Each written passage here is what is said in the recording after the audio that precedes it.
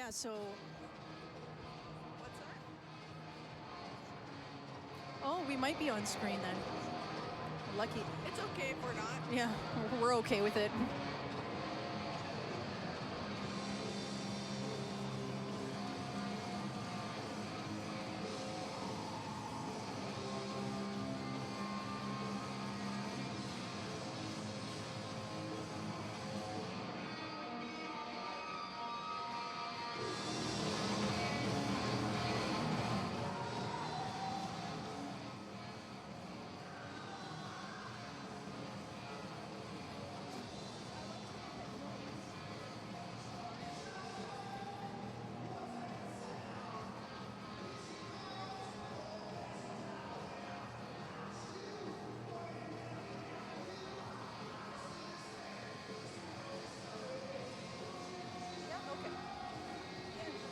Yeah, give a thumbs up. Sure. We have like... Oh, perfect. That's my script. Nice. That's electronic, so that's good. I printed it and forgot to grab it off the printer as I was leaving my house. Fair so I enough. got here and I'm like, did one of those. But I printed all this other stuff, so it's fine. But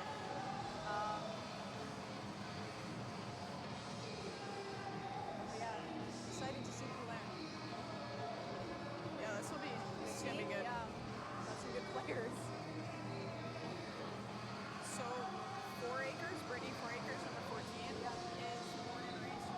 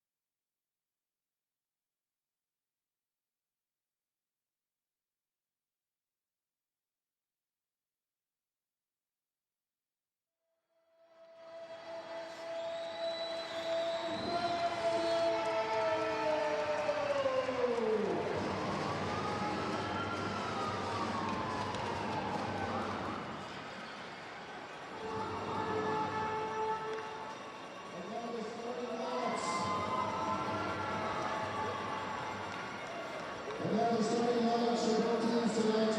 First for the Canadiennes de Montreal, in goal number 32, Charlie Leponte.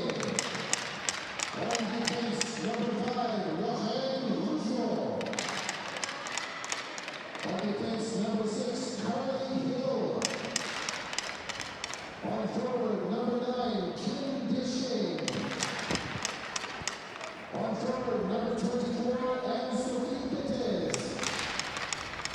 On forward, number 29, Yahibi Fouet.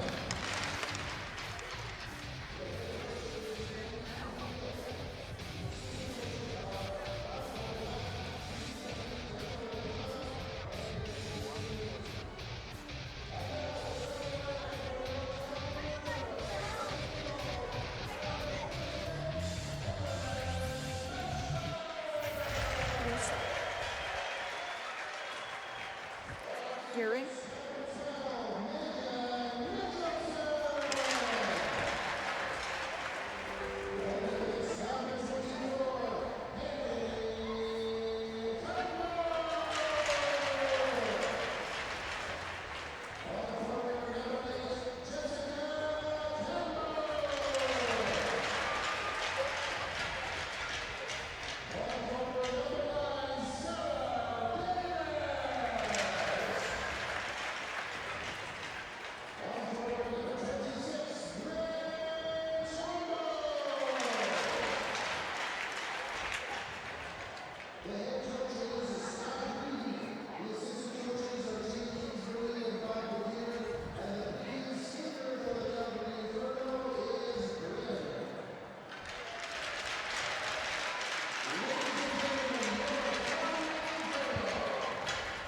Good evening, hockey fans. Thanks for joining us on this February Saturday night on CWHL Live, empowered by Hilberg and Burke. We are at WinSports Mark and McPhail Center Arena A. We got a premier matchup featuring Calgary and Montreal. My name is Sandra Persina. Thank you so much for joining us. And alongside me, like she's been here all season, Jenna Cunningham. Jenna, thanks for being here once again. And we've got the two best teams in the CWHL facing off in the final regular season series for both. So a special night for a number of reasons here in Calgary, both on and off the ice. We'll talk about that a little bit more throughout the broadcast. We have a number of special guests. First, though, Jenna, let's talk about tonight's game. We've got the best team, Calgary, versus the second place team in Montreal. Kind of almost fitting it's happening to close out the regular season, isn't it? It's Hockey Day in Canada. What are you thinking about tonight? You know, this is going to be a really exciting matchup. I think it's been on the calendar for a really long time here in Calgary. As you can see, the rink is packed tonight. We've got tons of fans in the house. Big thing, Calgary's in purple tonight. Usually they're in red. So tonight's a special night. It's all about Start the Spark surrounding youth mental health. And during the starting warm-ups, you'll see they have young skaters with them tonight. It's that connection with the community again.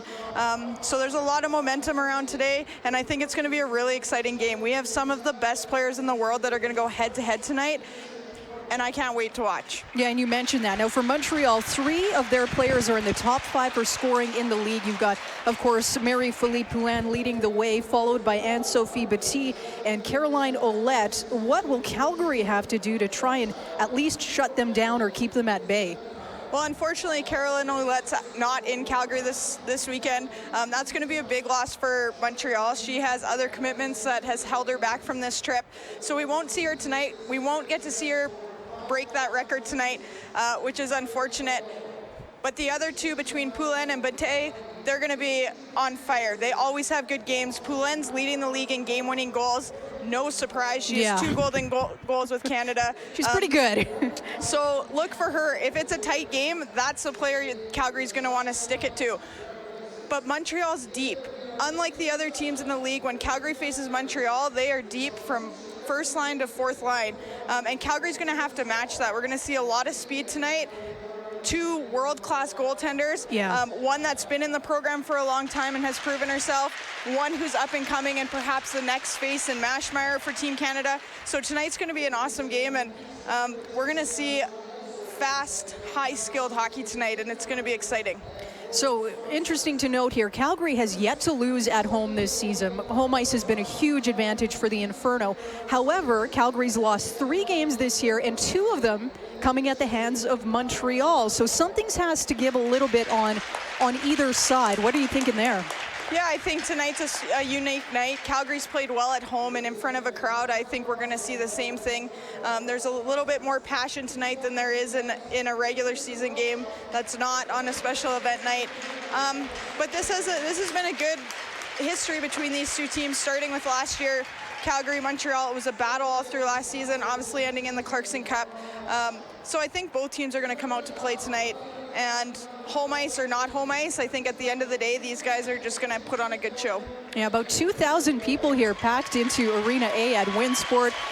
We talked about it, Start the Spark. That's why you're seeing all this purple. That's why the Inferno are wearing purple tonight. That's what Jenna and I are wearing purple tonight. Purple, not usually a color we wear. Not that often. But we're wearing it tonight. That is true. And of course, as we mentioned, the Inferno in their purple jerseys, and you'll be able to purchase those jerseys. They're actually auctioning them off. You can head over to calgaryinferno.ca/auction. They'll be on auction for a week, so you can get those players off their back jerseys. And last year, from what GM Jeff Stevenson was telling me a little earlier, $10,000 raised. Isn't that amazing?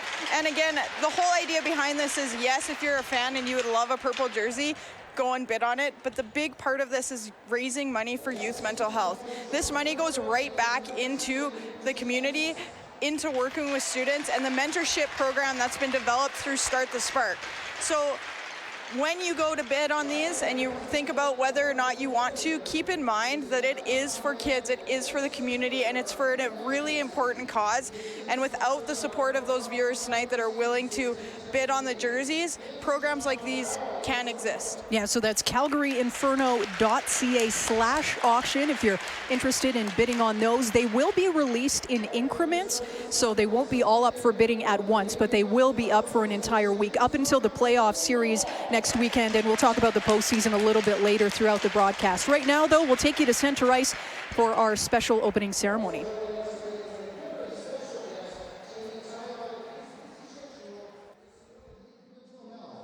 Ladies and gentlemen, from your Calgary Stampeders, please put your hands together for Ron Cote and his son Noah.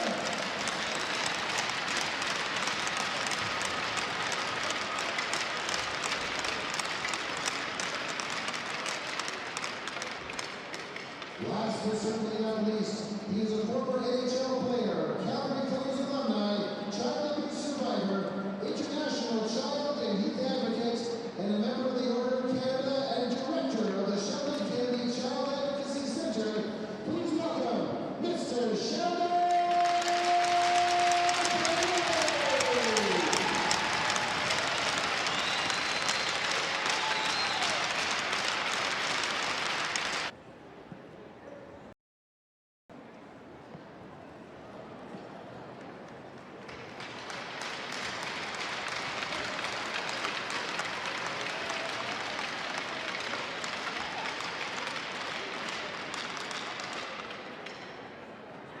Ladies and gentlemen, please stand and join our respective teams and bow your head in silence to remember those who have been impacted by mental illness and lost a loved one to suicide.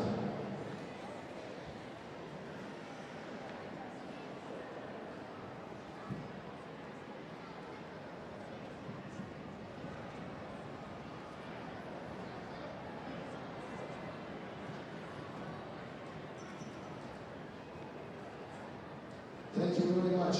Now please remain standing and remove your caps and hats as the choir from Holy Name Ecole and St. Matthew's School performs our national anthem, brought to you by Brookfield Residential.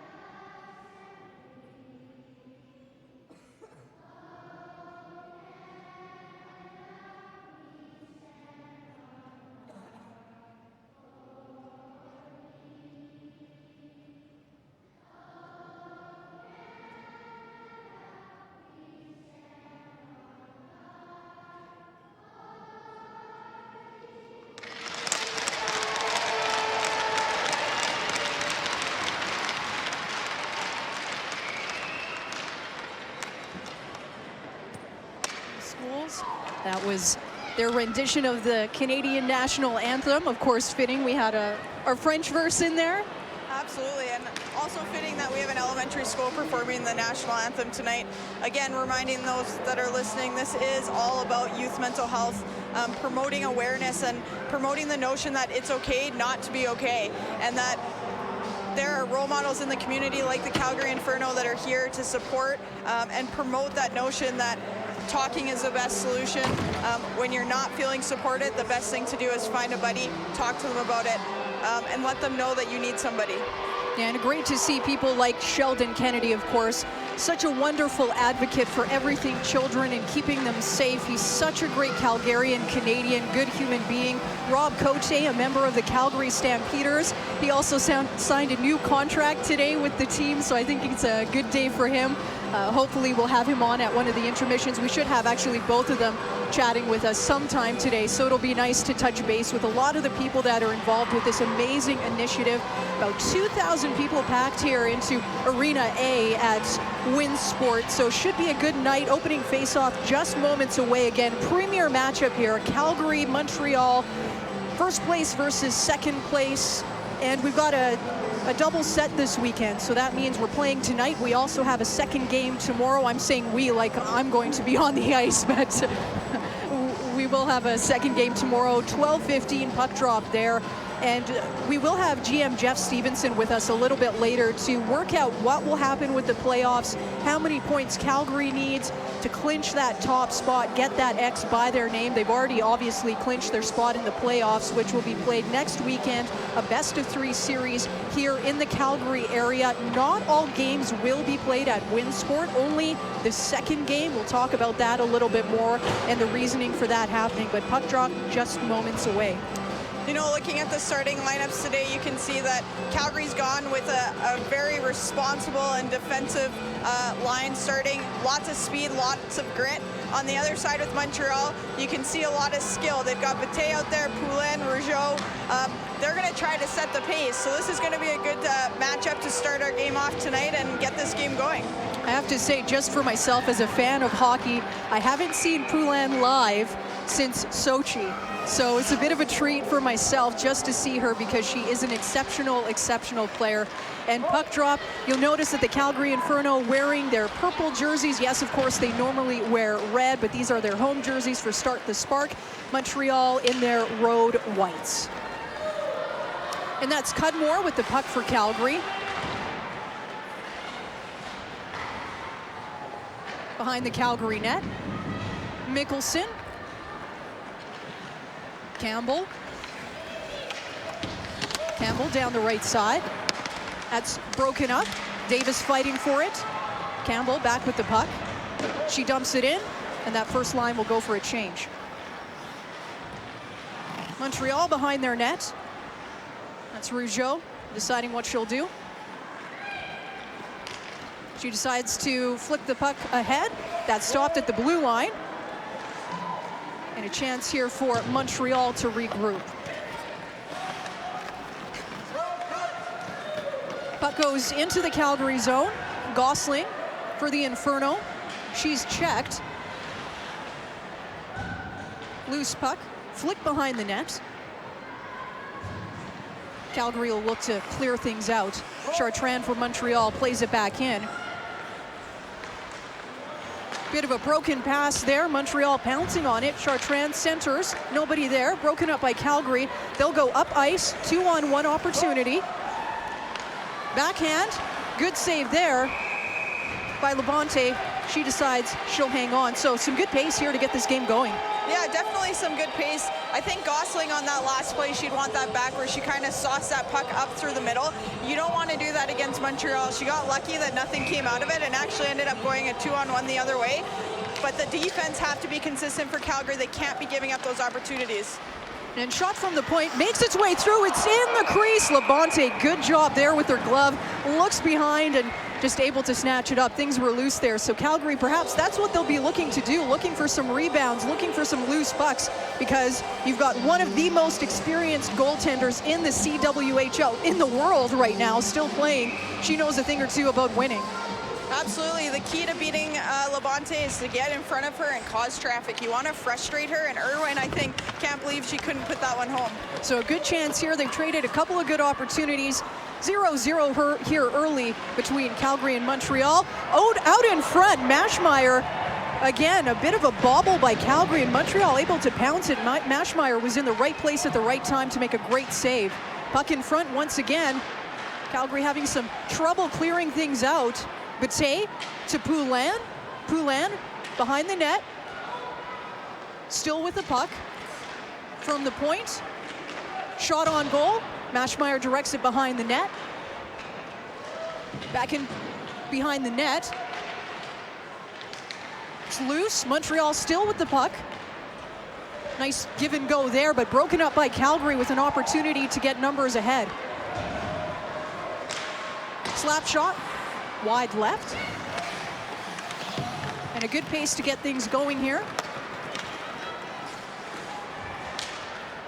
That's Amard. Doing a lot of work on her own here in the Calgary zone. Chance broken up by Calgary. Some speed going through the neutral zone. Nice save there by Labonte. She directs it into the corner.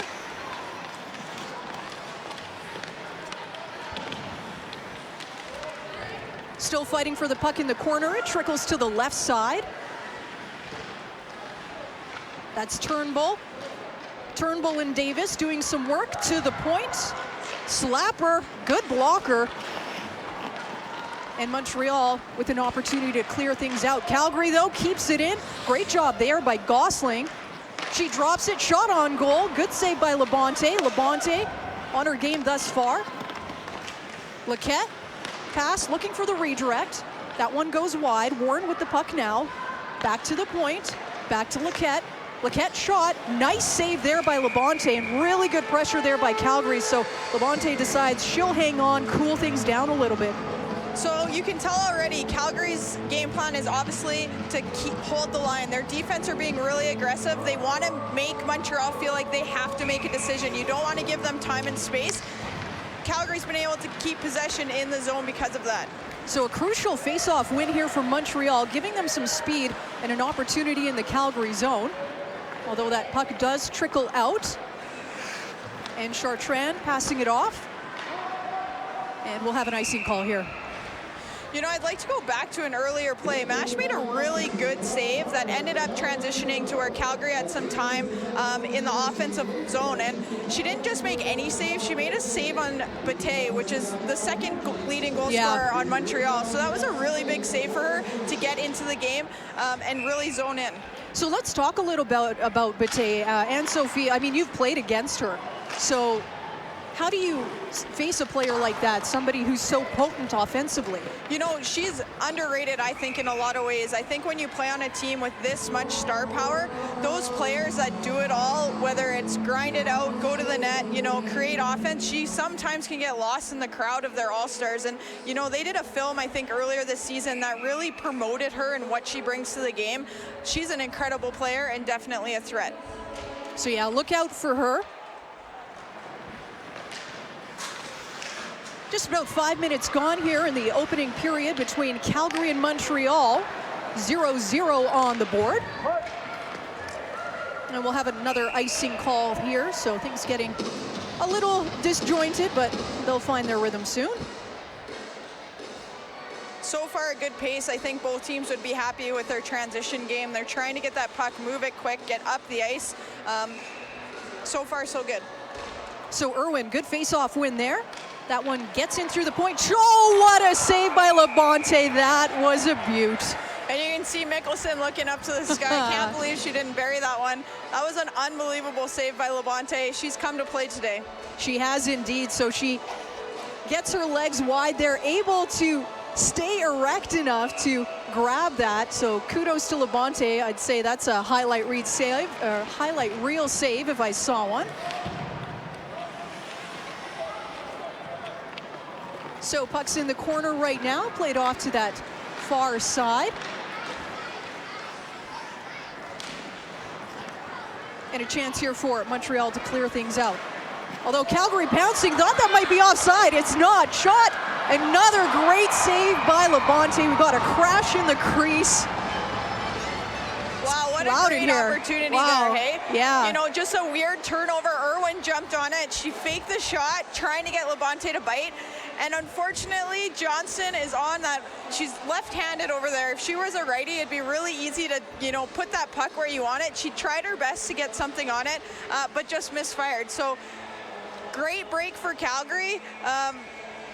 Unfortunately, they couldn't finish on that one. Yeah, and I think that one was almost unexpected because I thought that might be called for offside. That at the blue line, it was so quickly there. So Calgary really pouncing on any errant pucks that they can. That's something that you mentioned there, Jenna. So Johnston curls around. She puts it behind the net. That's tied up. Johnston once again.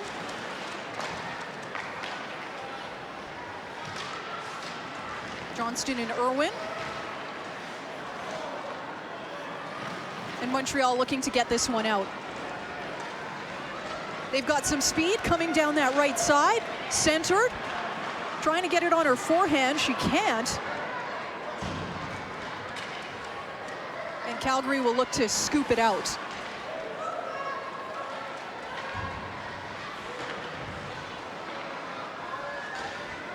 So things a little bit in the Calgary zone right now. And a chance here for Irwin. They'll dump it down. Labonte, she decides to leave that for 4 acres. Chance here for Deschênes. And Maschmeyer decides she's seen enough. She'll hang on. And I think we're going to see a lot of this tonight. A really tight game. There's not going to be a lot of breaks because both teams are so defensively sound and their forwards come back between the dots and they come back hard. You can see in those transitions, there's always somebody from each team in the area. So 13:52 left here on the clock. 0-0. Another save there off the face-off by Maschmeyer. I think that was a set play there by Montreal. You could see they knew exactly what they were doing. Bate gets that puck, tries to put it up high. Great job by Mash to control that rebound and not allow for a rebound on that shot. So another face-off here in the Calgary zone.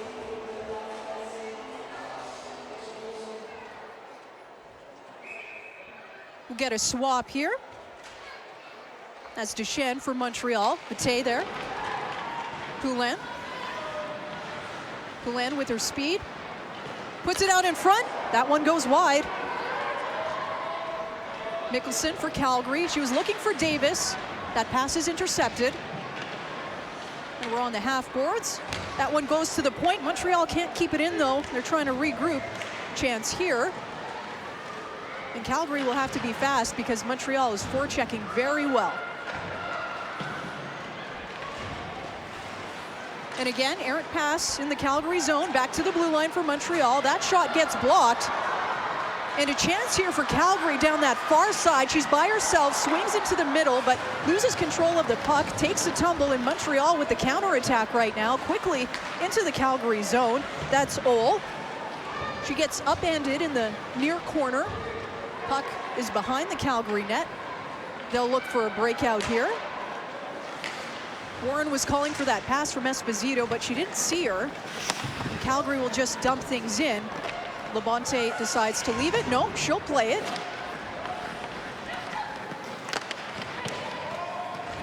Saulnier for Calgary. Puck is on that near board. Warren dumps it in. Montreal plays it into their own corner. They'll work on breaking out here on your near side on your TV. And that'll be an icing call. That was a great job by Calgary's fourth line. They're not going to see a ton of ice tonight, but they did exactly what they needed to do. They had possession of that puck. Esposito tried to create some offense off of it. Puck came back. They regrouped, got it deep, and they were able to go for a change. So that's exactly what coach of the Calgary Inferno is going to be looking for that fourth line today for Calgary. So Montreal's Clement Hadra dumping that into the Calgary zone. Calgary with an opportunity to counter right now. Some speed.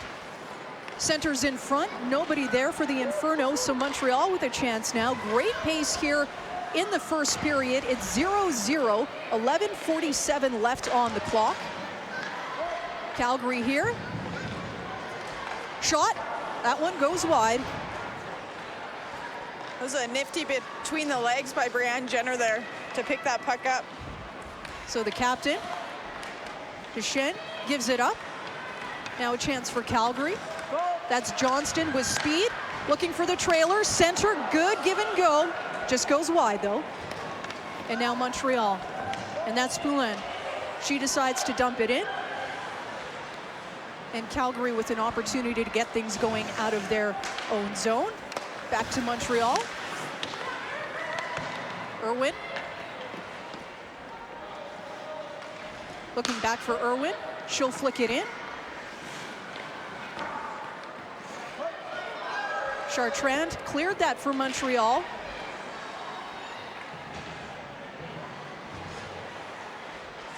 Montreal in the Calgary zone. Bit of a scramble on those boards, back to the point. Slapper, redirection, bouncing. Graham for Calgary, able to corral it though. And that's Davis chasing it in for the Inferno.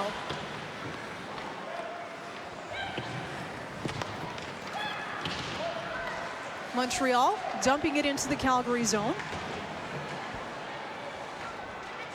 Clement Hydra fighting for Montreal. She's got the puck right now, and we'll get our first penalty call of the night. Yeah, it looks like a penalty is going to Montreal here on that one. Whether it might have been a hook, perhaps a slash on that one, we'll have to wait and see what the ref signals here. So far, this pace has been intense.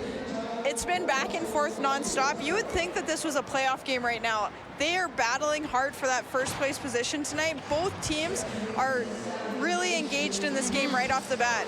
So yeah, we've been talking about that all night. It's 1 versus 2, and it's 1 versus 2 in special teams as well. Calgary with the second-ranked power play in the CWHL. Montreal with the second-ranked penalty kill. So we'll see if anything gives on this man advantage opportunity for the Inferno. Absolutely. Calgary's power play sitting at a 20% success rate, which is pretty good. Montreal's penalty kill on the other side is equally up to task at 85%. So they have a fantastic penalty kill. Calgary's going to have to really move the puck and get pucks to the net to be successful on this one. And that's what they're doing right now. Johnston with the puck on that near side. To Mickelson. Mickelson with a slapper. It's bouncing behind the net. Montreal trying to clear, they cannot. Mickelson tries to keep it in, but she can't. And an opportunity there just to dump it down for Montreal. So they'll kill a few seconds off the clock. 1 minute and 8 seconds left in the power play for Calgary here. 0-0 in the first period. 9:14 left on the clock. Turnbull for the Inferno. She'll curl around to the point. Back to Turnbull. She's on that half wall. Point, slapper, bouncing puck. Labonte, nice job just to corral it a little bit into the corner, so she gives her side an opportunity to relieve some of that pressure. So as you can tell, Calgary's kind of setting up in that umbrella, moving a little bit into the overload. They're trying to post someone out in front. Twice it's been blocked. The D need to keep that puck low. If it's above the waist, it easily can be just knocked down, and that's what's happened to them twice now. So we'll see if the D adjusts to that and start shooting that puck a little bit lower for a tip or even a rebound. So Calgary just trying to get organized here out of their own zone and work their way. 10 seconds left here on the power play. A really aggressive forecheck by Montreal. Esposito now for Calgary. Behind the net. Shot, that goes high and wide. Calgary still able to keep it in. And Montreal with their first kill of the night. That was a great job by Montreal. It all started with Bate and that forecheck right off the bat when Calgary first went on the power play. She was able to get it deep, gained a little momentum for her teammates on the penalty kill. So an opportunity there for Calgary off the point, but another good save by Labonte. She has looked fantastic tonight. She's made 5 saves, but many of them of the excellent kind, as we'd like to say. There we go, Campbell, speed. And that goes off the shoulder of Labonte. That was just a great positional save by Labonte. She didn't really see the puck, but she was in the right position to make that save. She was out at the top of her crease, big shoulders, chest nice and big, was able to deflect that. Calgary now going into the Montreal zone. That's dispatched by Montreal. Chance here for Deschênes, but she loses the puck. And now Calgary back with it on that right side. Chance here, digging near that crease. It's out in front. Montreal able to clear things out. And a bit of a miscommunication there by Calgary, but good job by Mickelson to react really well and just pounce on that errant pass. Yeah, she had to get back quick. She jumped in on that play and it kind of bounced out to the blue line and she was forced to back check. She's been on a bit of a scoring tear for a defenseman the last couple weekends, and you can see her eagerness to be offensive. In that case, she had to make sure she really got back to the D zone. And let's talk a little bit about this forecheck from Montreal, because of all the games you and I have called this season, I've never seen a team forecheck and pressure Calgary like they have thus far. That's what makes Montreal so good. They're so consistent, they're so dedicated to their systems, and they play them so well. That's why they're successful. That's why they're one of the best teams in the league. It's going to be the hardest thing for Calgary to break up. Their D and wingers are going to have to be on the same page tonight to be able to make nice, smooth, quick transitions. So 5:52 left here in the opening frame between Calgary and Montreal. It is 0-0. Very entertaining hockey game here at Winsport Arena A in Calgary. About 2,000 people here as part of Start the Spark. Centered pass. Maschmeyer decides she'll hang on. Probably Montreal's best chance of the evening thus far, but incredible pace. I mean, it's hard to argue on that one. You can see why Poulin's such a threat. Out of nowhere, she can turn into that next gear and just blow by the D. She created offense there, really from nothing. The Inferno D were in a good position, but she was able to get that puck out in front, and a good opportunity there for Montreal. So Montreal's top line out right now. Calgary, though, they win the draw in their defensive zone, and an opportunity here. Jess Campbell, she's got some speed down that right side. She'll dump it in. But it's Montreal trying to clear things out. Calgary was able to keep it in momentarily. That's Mickelson actually in a little bit deeper than what she usually is. And a chance here now for Deschênes, one-on-one. She'll drag behind the net. She's looking for help, nobody there. She's calling for it, still with the puck, dumps it into the corner. Montreal looking for an outlet pass, nobody's there, back to the point. That's 4 acres to Ole. A little bit of a unique fact about 4 acres, she's actually from Alberta, so her whole family's here tonight watching the game, and it's a good opportunity for her to come home and play in front of her family, and kind of unique to play against the Alberta team. Yeah, as an Alberta kid, I think it'd be a little weird playing versus a Calgary team, or even an Edmonton team. I'm not sure who she supports. Chance there for Calgary. That one goes high and wide by Esposito. They're scrambling and fighting for it on that far side. Another great move there by Esposito, creating some offense. Shot on goal. Great save by Labonte. Really like how she came out of her crease to challenge this shooter. She looks big, and the puck goes right into her chest.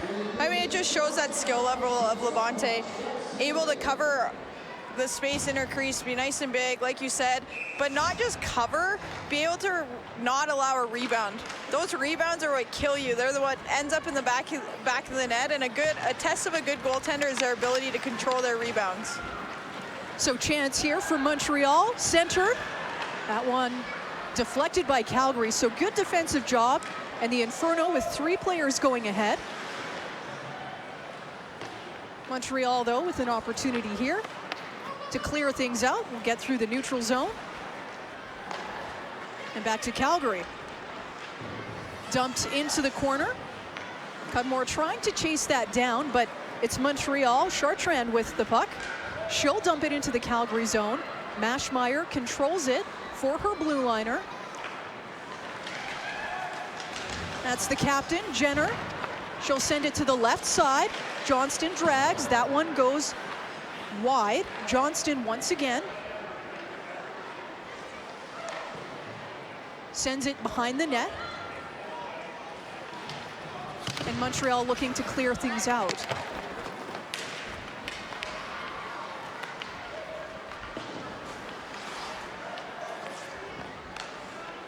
Montreal, that's Rougeau down the left side.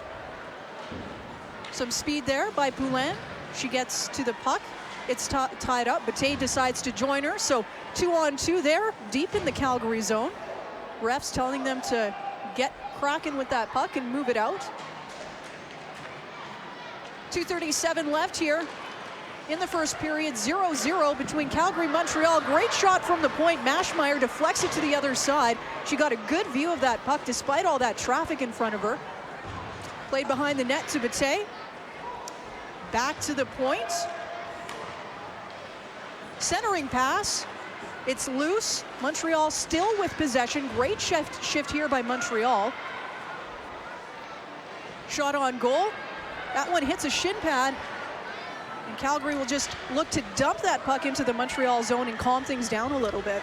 Great pressure by Montreal. They did a good job of puck possessing on that, waiting for the open shot, and trying to create something out of it. So Calgary getting that puck that was bounced off a skate. Shot, that one doesn't get through. It's out in front. A lot of sticks, it's still bouncing. Chance for Campbell. Campbell shoots high and wide.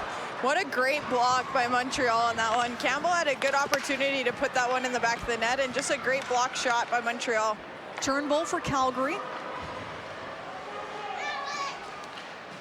So the team's trading some good pressure here late in the first period. About 1:15 left to go. 0-0 on the board.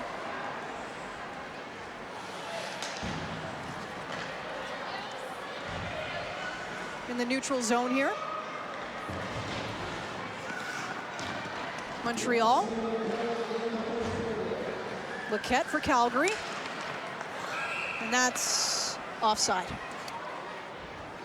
Great pressure by both teams. I think going into the first intermission, they're going to be pretty happy with the pace. This is what this game's going to be all about. It's going to be back and forth. Each team's going to have their opportunity to puck possess, to create offense. They're also going to have the opportunity to play strong defense and figure out how to shut down the other team. And so far, they've proven that tonight, and that's exactly how this game's gone. So face-off win here for Calgary. Less than a minute left to go. Chartrand for Montreal, able to clear that one out. Chance here, some speed, that's Poulin. Echin, centers, Bate, Poulin. She loses that puck. So chance for Calgary to get things out.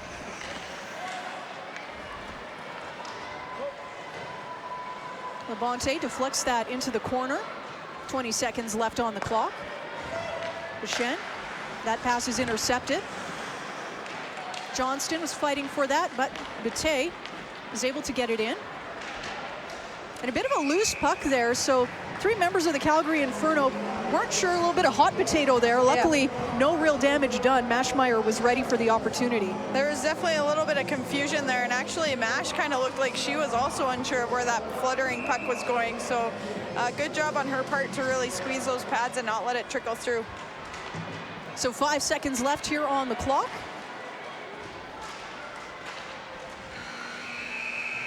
So first period now in the books. Calgary and Montreal play to a 0-0 score. And as you had mentioned just not too long ago here, I think both teams are going to be pretty pleased with what transpired. Yeah, I think both teams are going to be happy with their first period. Both of them were pushing the pace. They each had equal opportunities, both offensively, defensively. Montreal did a great job killing that power play, but at the same time, Calgary did a good job of setting up. They were able to get into that umbrella, move over into the overload, get a couple shots. They're going to go back into the dressing room and think to themselves, what can they do to make sure that that puck gets through to the net on the power play? But overall, I think it was a really good first period.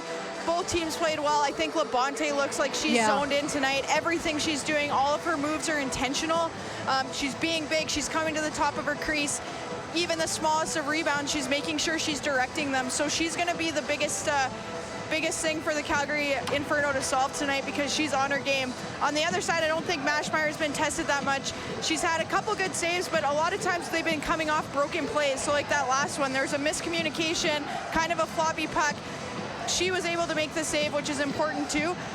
So it's, again, it's just a great game, and it's going to continue to be that way. And what did you think of Poulin and Bate in that first period? A lot of speed. A lot of speed, and I think we are seeing exactly what we expected. Both of them are creating offense, but they're doing a great job defensively. Bate was a big part of that penalty kill. So they both come to play today too. All right, we're going to actually head down to the dressing room right now, and Kenzie, take it away. I'm here with Jessica Campbell for the Calgary Inferno. Jess, the game you've been organizing forever is finally here. Tell me what this game means to you. I mean, obviously it's more than a hockey game.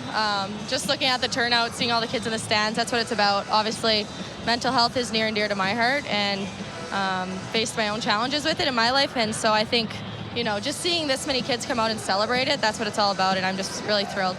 And probably arguably one of the biggest crowd you guys have had ever at WinSport.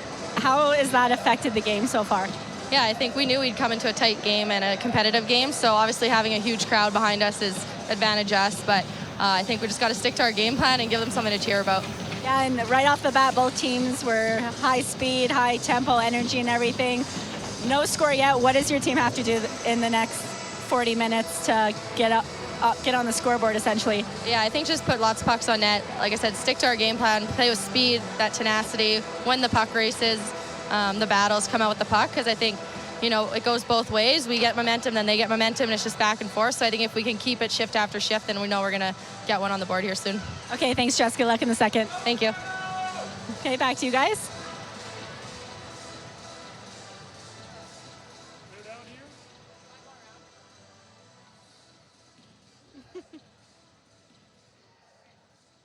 I think they're good. Okay, thanks, Jess.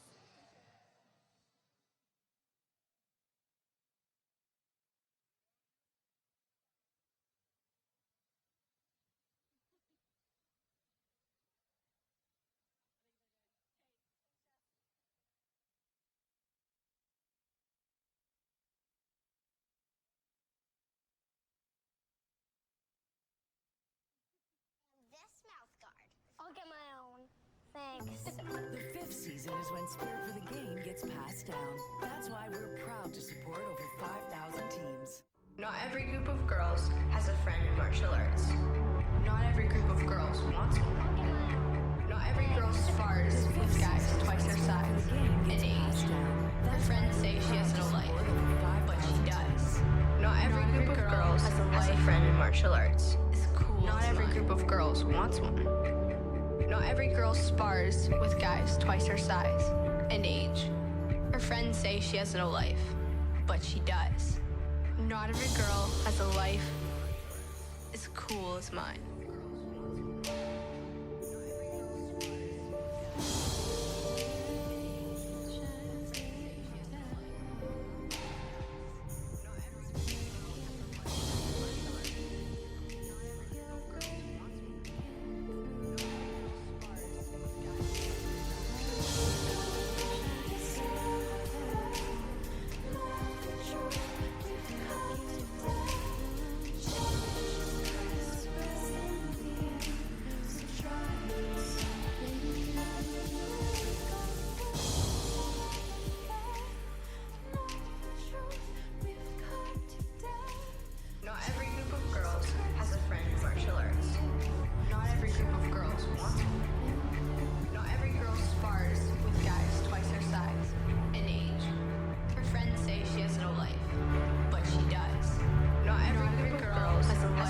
Martial arts is cool. Not every group of girls wants one. Not every girl spars with guys twice her size and age. Her friends say she has no life, but she does. Not every girl has a life as cool as mine. In the books between Calgary and Montreal, 0-0. I am pleased to be joined by Sheldon Kennedy, a great Calgarian, great person. We're so honored to have you here, and this is a special night. You're donning your purple jersey for Start the Spark. Why don't you tell us a little bit about how this initiative came to be and why it means so much to you? Well, I mean, really, I guess I get inspired because we see the Inferno players, spearheaded with Jessica and her teammates, going into schools, mentoring young kids. And I mean, to me, that's what we need. And I don't think they get enough credit for how important that is, and especially young people's lives. I mean, we have 6 busloads of kids from Holy Cross School that have, most of them have never seen a hockey game before in their life. And they're here to watch, you know, their mentors. And I think for me, seeing people giving back and giving to our young people, knowing the importance of that gets me inspired. And, you know, really, I haven't done a lot for this game. It's been the Inferno and the Inferno players, and, you know, they're the ones that need the credit. And clearly a great relationship between yourself and Jessica Campbell. How did that all come to be? Soupy, as I call her. Yeah. Well, I mean, Jessica, believe it or not, Jessica's mom from St. Lazare, Manitoba, I used to referee her mom playing hockey as a young kid. I'd be 12. Me and my brother used to referee their women's hockey team, and that was a long time ago. So, yeah, I ended up meeting Jessica just from, you know, back home, and then, you know, I mean, she's more than qualified to be running and being the director of communications at the Sheldon Kennedy Child Advocacy Center, but she brings so much to the table. I mean, she's, you know, she's smart, she's enthusiastic, she's passionate, and she can relate, and I think that is critical.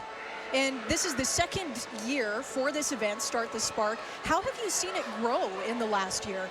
Well, I mean, it's really growing, I think.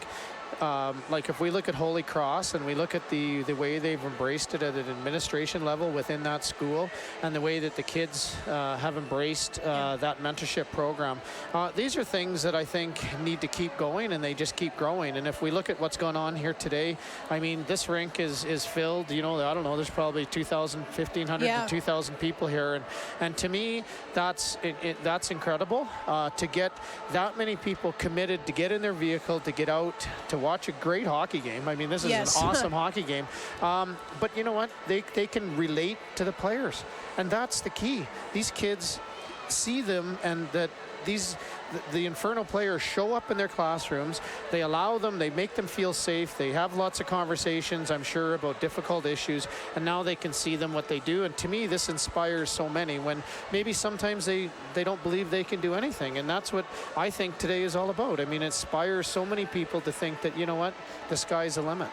And I've noticed a lot of kids, they recognize you and they want to talk to you. How does that make you feel? Well, you know what?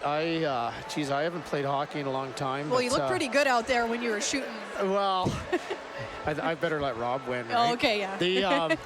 But, you know, we've had over 5,000 kids come through the Child Advocacy Center, and that's a lot of kids in our city.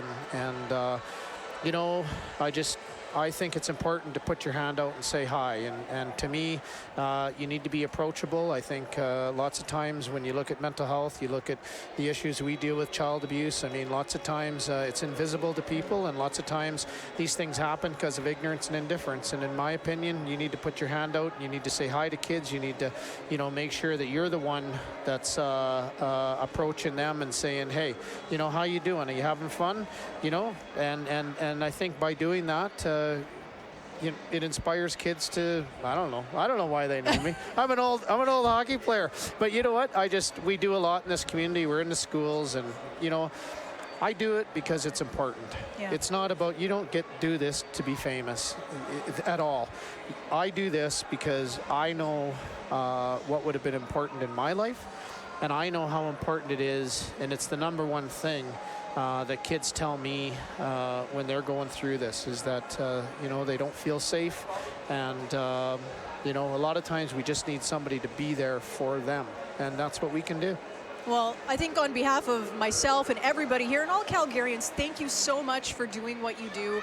It's incredible to have that voice out there. We're so proud that you're in Calgary because you've done so much, not only for our community, but for the entire country. So thanks for joining us tonight, and please continue doing what you do. It's such a pleasure to have you here. Oh, thanks, Sandra. It's my pleasure to be a part of it. And enjoy the rest of the game. Should be a good it's one. An awesome game.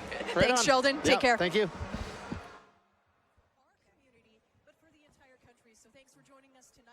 Please continue doing what you do. It's such a pleasure to have you here. Oh, thanks, Sandra. It's my pleasure to be a part of it. And enjoy the rest of the game. Should be a good it's one. An awesome game. Thanks, Sheldon. Take care. Thank you. For our community, but for the entire country. So thanks for joining us tonight, and please continue doing what you do. It's such a pleasure to have you here. Oh, thanks, Sandra. It's my pleasure to be a part of it. And enjoy the rest of the game. Should be a good it's one. An awesome game. Thanks, Sheldon. Take care. Thank you.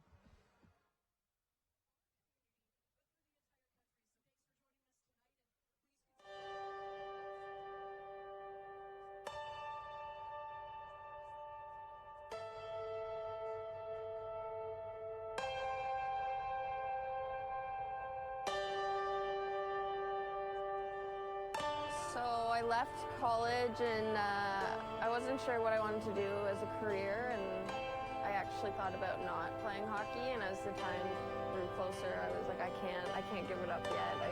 I love it too much. I have way too much fun. So I left college and I wasn't sure what I wanted to do as a career, and CWHL, I actually thought about not playing hockey, and as the time grew closer I was like, I can't give it up yet. Players are here. I love it too much. I have way too much fun with it. If you're a hockey fan, it had been a part of me since I was 4 years old. And the CWHL is the best league for women's hockey, and it's very established. You see the excitement that so many good players are here that I couldn't pass up the opportunity. If you're a hockey fan, I think you're going to really like the top level of women's hockey, because this is what on television each and every night. If you've seen women's hockey maybe at the Olympics and you only follow women's hockey every 4 years, you see the excitement that can generate. And I tell those people that those players play in this league. And I think a lot of people don't really understand that. In those 4 years that they're not on television each and every night, they have to hone their skills somewhere. And this is the CWHL.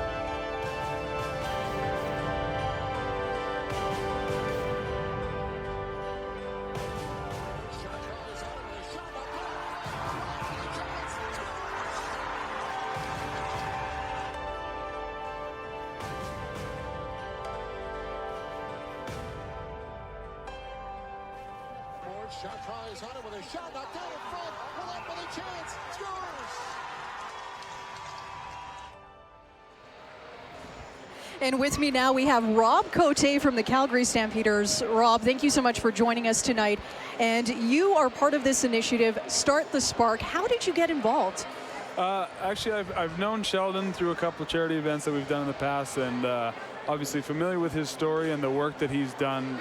Incredible work across the country, but focused specifically in Calgary. They do a great thing with the Advocacy Center. So he kind of got me involved, and then and I've been in touch with Jessica Campbell, who was fun to watch her flying around out there tonight. That she is, yes. Yeah, so trying to help support the great work that they're doing. So how about you as an athlete? I mean, what does it mean to be able to be involved in something like this, where you do have a voice in the community? You are an Alberta kid, you're a Calgary kid, and you're able to have this platform. It means a lot to me. It's something that I didn't realize maybe getting into pro football, that it would give you that platform. And it's kind of, some people think it's a responsibility to give back. I think it's a privilege. It's something that not everybody, if I take this jersey off, then nobody really cares what I have to say. But because of what I get to do on the weekends in the summer, I get to come out and support great causes like this, and raise some awareness and start conversations that maybe wouldn't have started otherwise. So you know your sport of football pretty well, but what are you seeing here tonight? We've got so many Olympians here. We were just saying off air, how many gold medalists are playing on this ice right now between Calgary and Montreal? What do you think of the product? It's amazing, and that's what we were talking before. This is the speed of the game that they're playing here is very real, very good. You've got some world-class hockey players here, and I think it's unfortunately a great kept secret in Calgary. Yes. We need to stop it being a secret, because you come down and you see the kids all in the stands, everybody's having a great time, and you watch some unbelievable hockey. Well, the second period just about to get underway. We'll wrap up here with Rob Cote. By the way, he signed a new contract. He's sticking around with the Calgary Stampeders.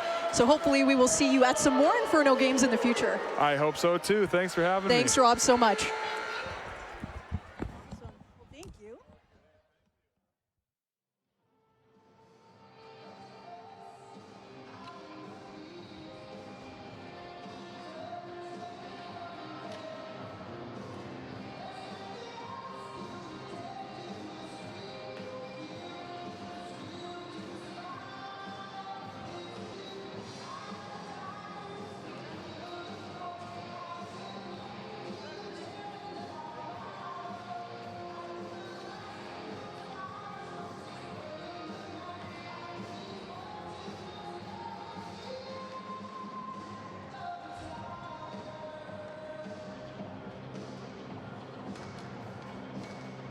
And second period just about to get underway here between Calgary and Montreal, 0-0. We had an excellent first period. I'm sure we will have an excellent second period. Jenna, what are your thoughts here for the middle frame?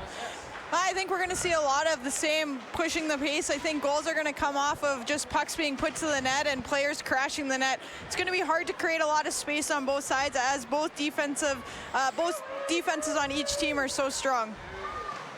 And we were talking here in the intermission between Sheldon Kennedy and Rob Cote, both who are professional athletes, and they mentioned this speed is something that they say is just incredible, because I think you take for advantage of how great this game really is. And something Rob just mentioned, a secret, and that's what it is. That's what this league is, and to have like 2,000 people here packed into this arena, just a testament to people seeing it and being able to embrace it. Well, I think it just goes to show the growth of the game here in Calgary. From my first season to now, I would have never thought 6 years later, here we are with 2,000 fans. And it takes people like Sheldon Kennedy and Rob Cote, who are prominent sports people in the community, to come out to our games and raise awareness, because that's what we need. We need those connections in the CWHL so that people will come out and recognize how great this game is. So here we are early in the second period, 0-0 on the board.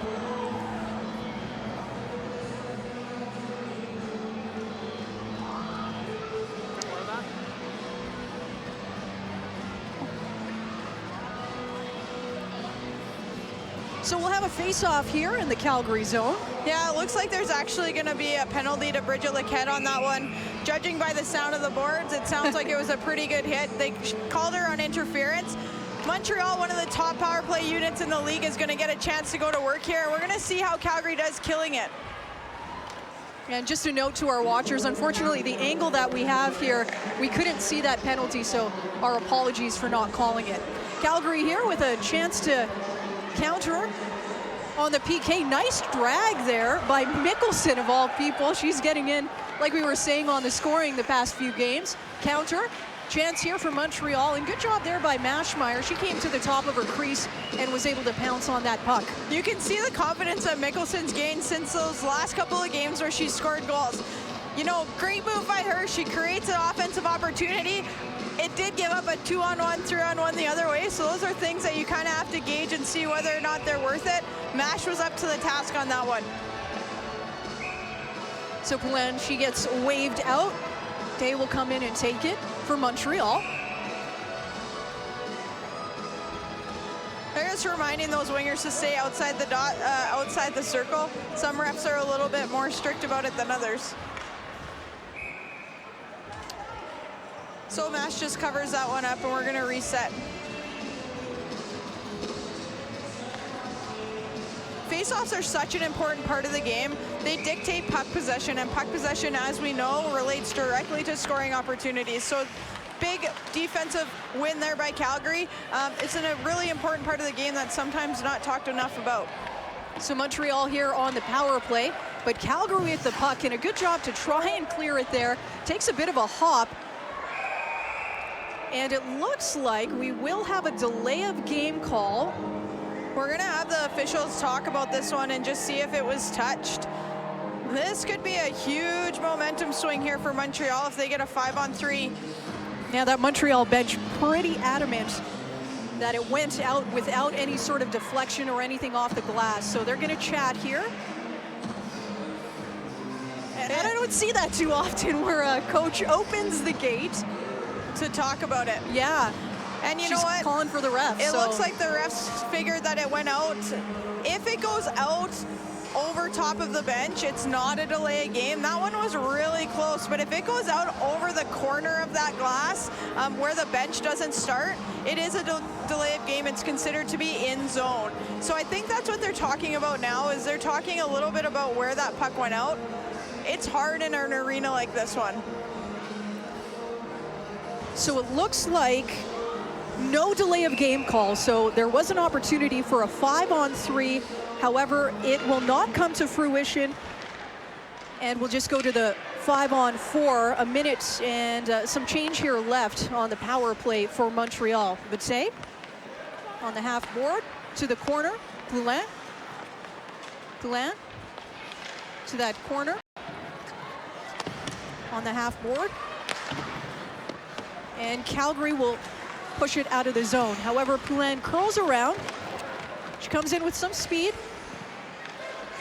And Maschmeyer will cover up there. Interesting what Poulin was trying to do is drive through those two blue liners and maybe look for a little bit of a screen. Well, I mean, that's what makes her one of the best players in the world, her deceptiveness. So not only with her skating ability, but what she can do with the puck and with her hands. It looked like she didn't have a lot of space. It took her half a second, half a stride to be able to create something and get a shot off. She's dangerous no matter where she is on the ice. So Clement Hedra with the win on that face-off. Montreal still with 35 seconds left here on the power play, their first of the night. They'll cycle on that near side.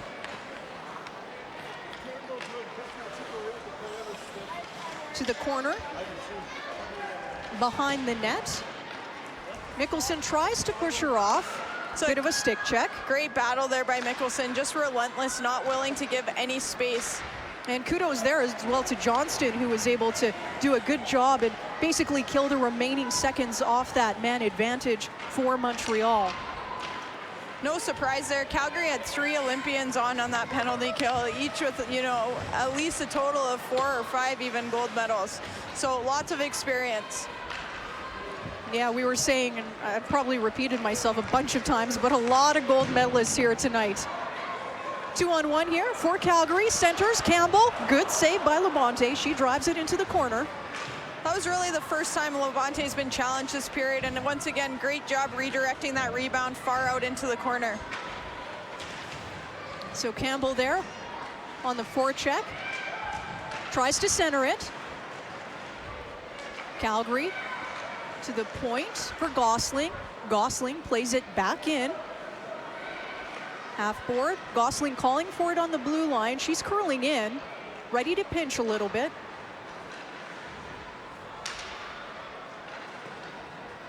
This is Calgary's workhorse line. They are all over the place. They're in the corners battling. Definitely a fun line to watch for Calgary. Gosling left it for Turnbull. Turnbull gets upended there, so she loses the puck. And Montreal looking to clear it, but they can't. Calgary's getting a line change, so they don't have their full lineup out right now. Irwin and Bram in for it right now. Good battle here. Irwin tries to center it.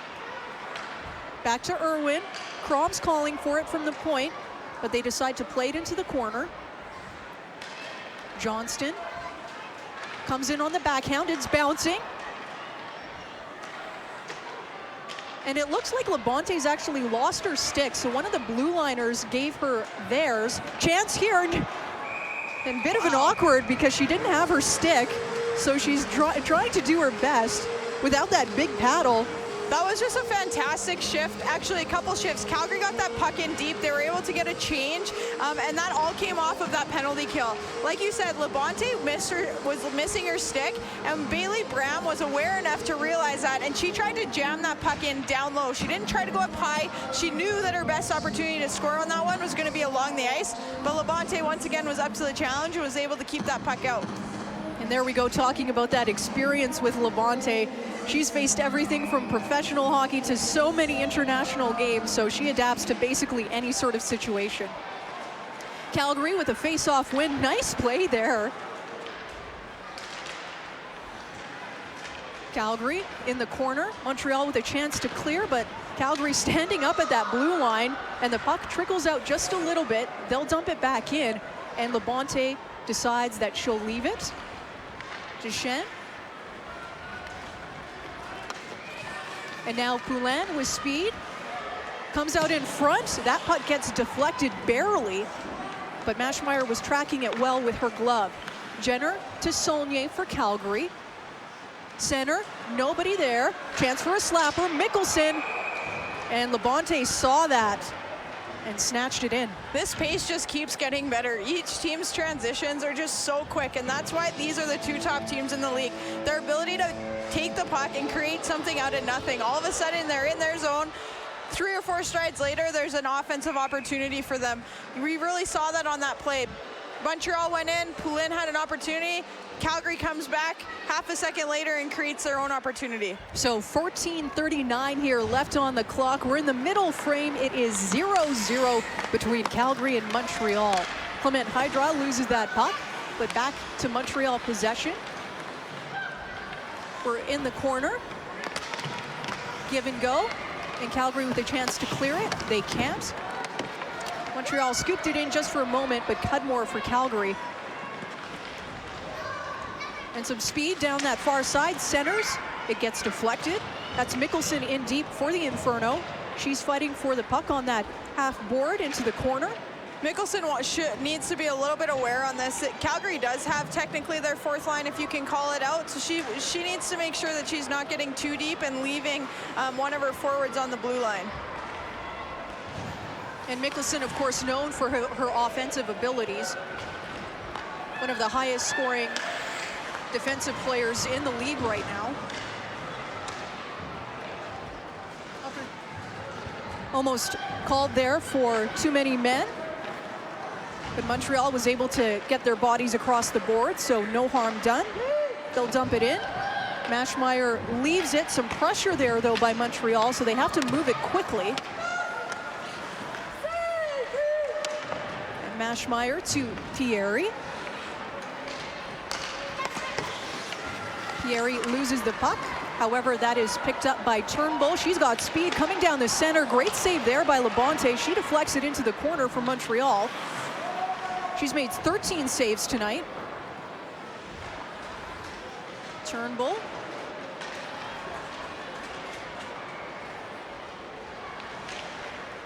Centered out in front. Montreal with a chance to clear, and they do.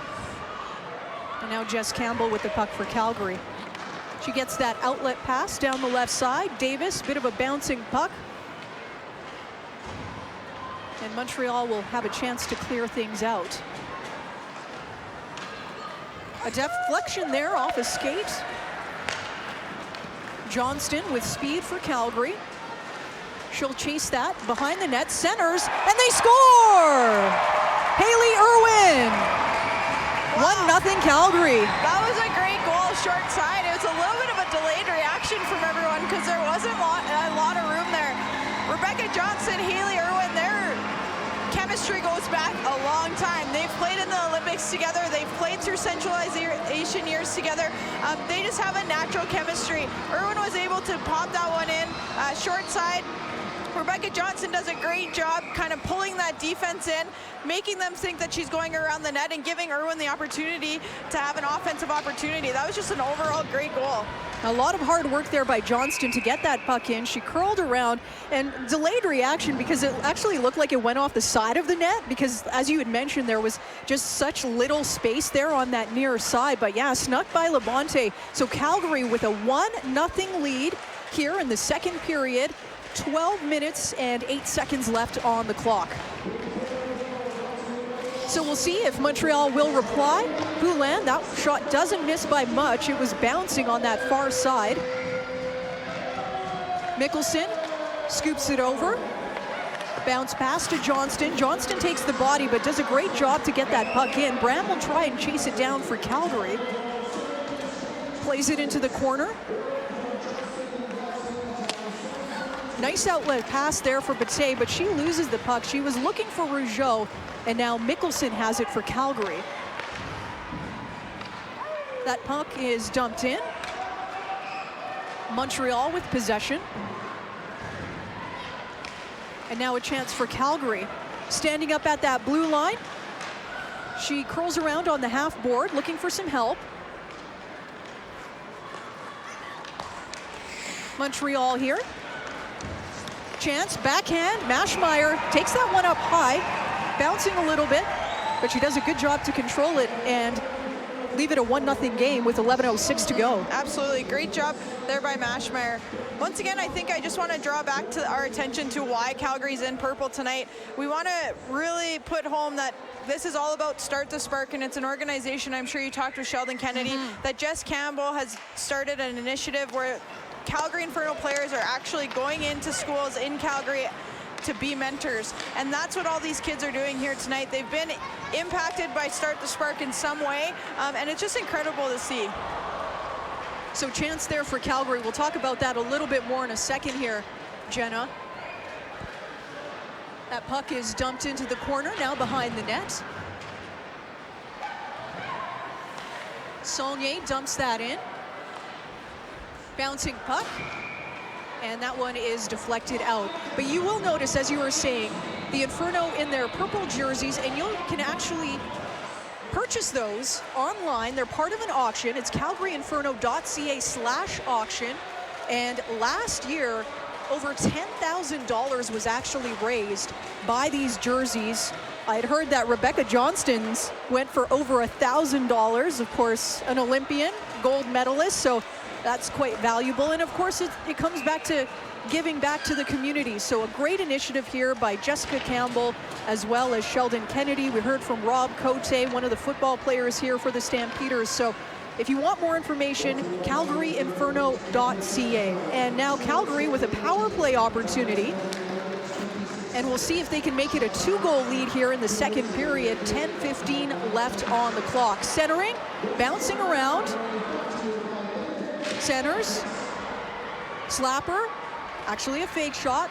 That one's played back to the point to Turnbull. Irwin fans, she's got another chance. Nice pad save there by Labonte. Davis for Calgary, it's bouncing just slightly. Bram's able to keep it in. Irwin shielding that puck with her body. On those half boards, Bram for Calgary. Puck underneath some bodies there.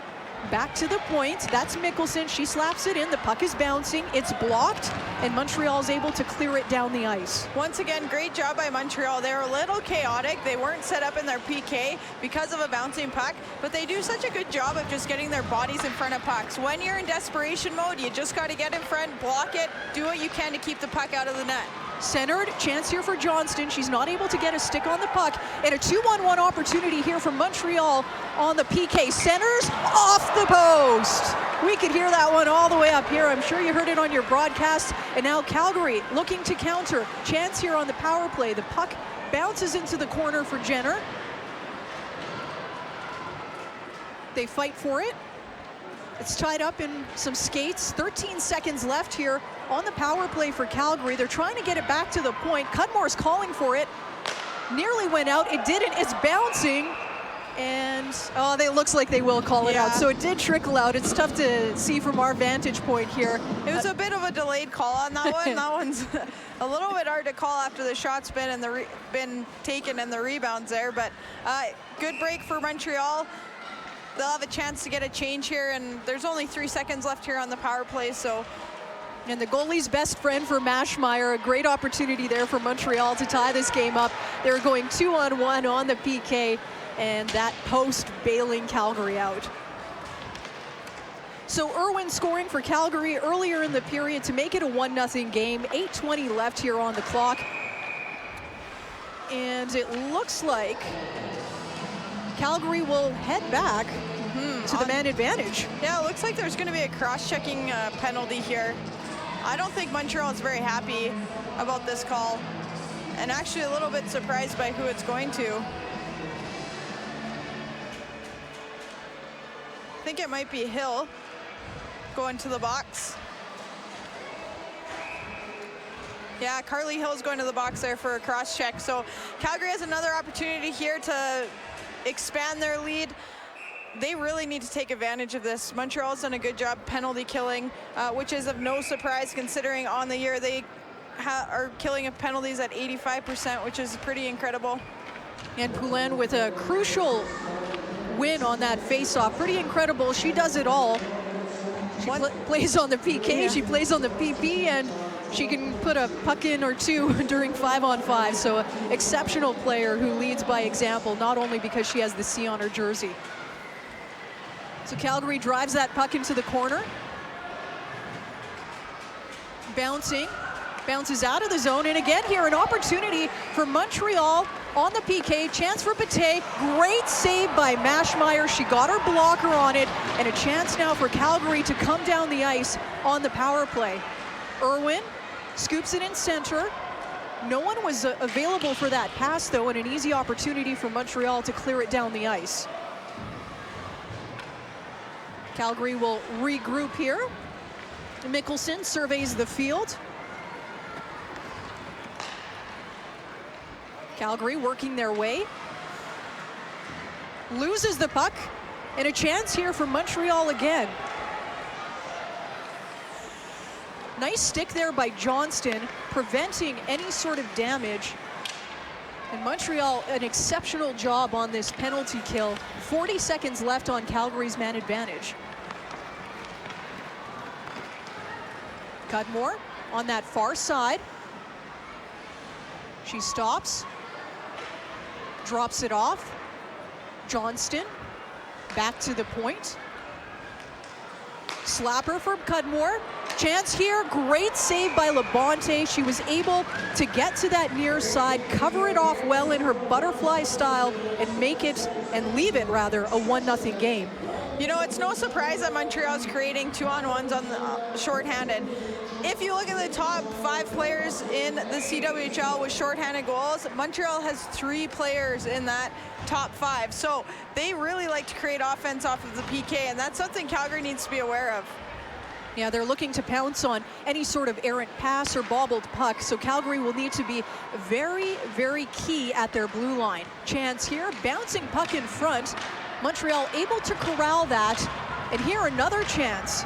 They've got some speed down that far side. Hill's gonna join as she was coming out of the penalty box. Unfortunately, the pass didn't get to her, and she's taken down in the Calgary zone. Another great kill there by Montreal. Yeah, they've had a couple of those. Calgary's goal coming as an even strength marker. Chance here. Nice job by Campbell to swing out in front.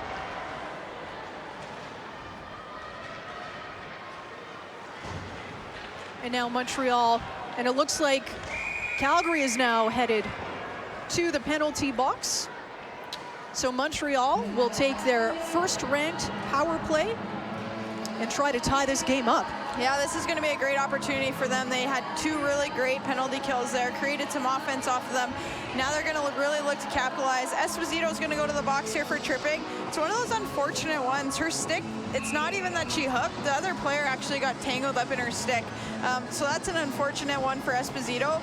But let's see what Montreal does here. They need to start creating more quality opportunities, getting in front of Maschmeyer, making sure that someone is up in her face and making her really have to make that save. Yeah, Maschmeyer's looked very good tonight. She's seeing the puck very well. Nothing's beat her so far. 5:25 here left in the second period. 1-0 lead for Calgary. Montreal on the man advantage. Chartrand was calling for that puck, but really nice play by Rebecca Johnston to break up that pass, and it causes Montreal to regroup. That was definitely a great stick by Rebecca Johnston. And you know what's so frustrating about playing against the Calgary PK is that it's a little unorthodox. It's not something that you see for most teams. Team Canada, I know, uses it. And it's really frustrating as an offensive team because it's almost like they're rotating opposite of where that puck is, and they're constantly taking away the top 2 D up front and trying to prevent that cross-ice pass. So if you're trying to set up in an overload or an umbrella, they make it very difficult for you to be successful. Calgary doing a good job here to kill some crucial seconds off Montreal's power play. 50 seconds left on that advantage for the visitors. Montreal will break out of their zone. Clement Hydra was able to pass that into the corner. Back to her. Centers, bouncing puck. That's corralled into the corner once again. They'll play it back to the point. She's able to keep that in.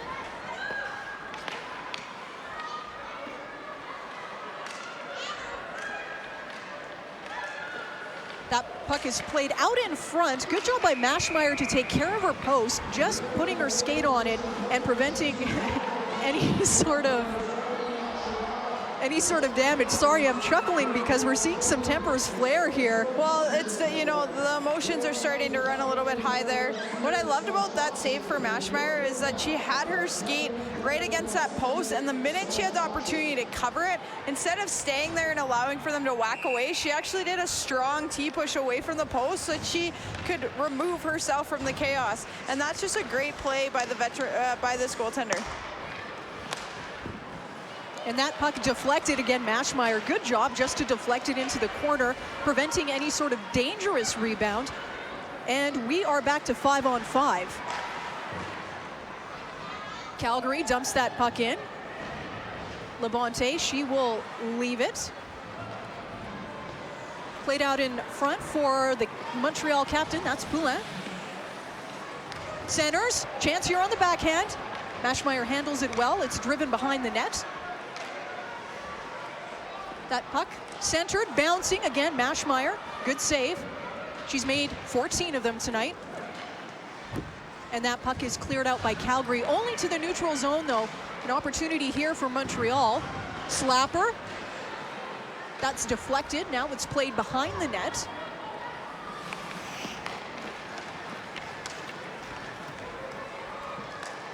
And Montreal, once again, into the Calgary zone. Nice save by Maschmeyer. Centered for Calgary. Gavrilova, she loses it. And Montreal on the far side. Slap shot, deflected. Montreal's picked up the pace here a little bit late in the second period. 2:22 left on the clock, 1-0 lead for Calgary. Shot on goal, Maschmeyer gets her glove on it, drives it behind her net. Two Montreal players behind the net. One of them tripped, although it looked like it was over her own skate. Great pressure here by the the Lake Canadiens. They've done a really build momentum off of that power play, and that's what you want to see in a game like this when you're down by one. You want to keep that momentum moving in your direction. Gosling intercepts that pass. Bram for Calgary. Played into the corner for Johnston. She looks behind her to see what options are available. Calgary still with the puck in the Montreal zone. They scoop that into the corner. Montreal back with possession. And Calgary pouncing on that at the blue line. They'll fight for it at the Calgary bench. Calgary coming away with it. Gosling for the Inferno, centers. Goal! What a great job by Turnbull to redirect a great pass and make it a 2-0 game. And you know what? That all came off of that battle at the blue line. They were persistent at the blue line to keep that puck in, and then they attacked the net. Blair Turnbull was there to put it in. Again, another one of those Calgary Inferno players that if you give her time and space, she's going to find the back of the net. Great job by Calgary on that. That's exactly what they want to do with a minute 19 before the second period ends. So 2 second period goals here for Calgary to make it a 2-0 game over Montreal. Calgary putting on the pressure. There were some dicey minutes here, but Calgary really coming out to play. This game has been as advertised. So as Jenna had mentioned, we're late here in the second period, about a minute and 8 seconds left on the clock. Calgary looking for another opportunity.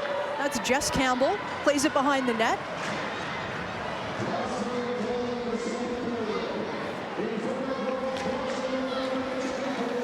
Montreal coming down that right side. Boutte centers it, deflected.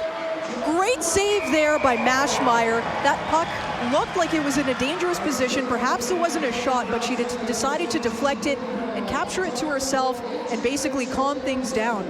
She did a good job tracking that, but great push for Montreal, right? After you get scored on, all you want to make sure is that you come back and you put a little bit more pressure on, and that's what they did there. They had a good opportunity there to score. Nice job by them. And a chance there just off the face-off by Montreal, but Calgary was able to get it out of their zone, so prevent any late period damage, although we still have 33 seconds left on the clock. And fighting near the penalty box here for the puck, that's Saulnier for Calgary. She gets it to Irwin, who dumps it in, leaves it for Labonte. Chartrand will take it for Montreal. Calgary collecting an errant pass. Irwin with a chance. Labonte with a great save with her pad. And Montreal with a chance here very late. Looks like this period will expire. We've got a broken stick, I think, on the ice. Yeah, that was a result of a Kathy Chartrand slap shot off the previous face-off. Great period here. Shots are pretty even. Calgary with 19, Montreal with 18. It's a 2-0 game. I don't think Montreal is going to go into the dressing room disappointed with that. That was just solid hockey. 2 really good goals. It looks like Poulin's inquiring about something with the refs. Perhaps unhappy about something, so we'll see if anything changes here going into the third. Overall, great pace. Again, that speed, you're starting to see the emotions start to run high. We're going to see a real battle going into the third period. Yeah, it's getting chippy. As you said, emotions high on both sides. But a great game for anybody here that's in attendance and for anybody that's watching us online. Thanks for staying with us tonight. Much appreciated. Of course, thanks for tuning in all season to all of our broadcasts with Jenna and myself. So 40 minutes in the books. Calgary with 2 second period goals. The first coming courtesy of Irwin. That one came earlier in the period. Turnbull making it a 2-goal lead. Both goalies have looked pretty good. And we'll talk about that a little bit more, but why don't we head down to the dressing rooms and catch up with Kenzie. Here with Britt Fouracres from Montreal. Britt, down 2 goals going into the third. What's the team got to do the next 20 minutes? Oh, we got to push. I mean, we're playing for first place here, and we know we got to bring the energy and the intensity and honestly take some risky chances and hope that we can put them in the back of the net and catch up and hopefully pass them. Yeah, you guys have been neck and neck, tied for first place, going back and forth. Did you prepare any different this weekend than any other weekend? No, I think we try week in and week out to prepare for the long shot, right? The Clarkson Cup. So every week's the same. We know that this is our matchup, and we, especially with this weekend coming in for first place, we definitely came in with a focus, but we definitely come in with the same attitude in all our games. And being from Calgary, coming back to your hometown to play, how special is it, especially this huge crowd tonight for you to play and probably some of your friends and family tonight? Well, it's been a while. It's my 6th year out in Montreal, so I haven't been home to play many games, but it's amazing, and this crowd it makes the game. Honestly, the energy in here is awesome. Okay, thanks, Brett. Good luck. Thank you. Back to you guys.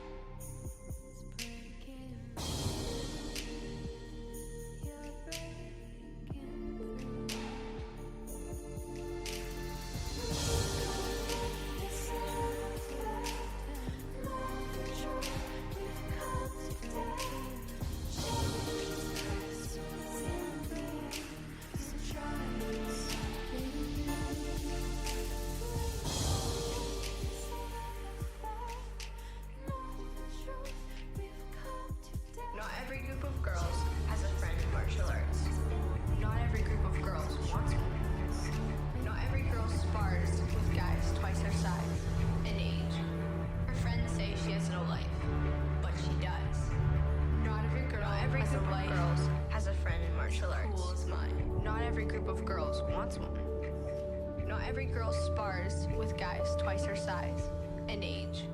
Her friends say she has no life, but she does. Not every girl has a life as cool as mine. Then how do you explain the way kids wish away the summer because we can't wait to play in the fall? Or how teammates often become best mates? Or how families have a vacation in Winnipeg in January because that's when the tournament is? So you see, Miss Woods, there is a fifth season, and it's the best season again. Then how do you explain the way kids wish away the summer because we can't wait to play in the fall? Or how teammates often become best mates? Or how families have a vacation in Winnipeg in January because that's when the tournament is?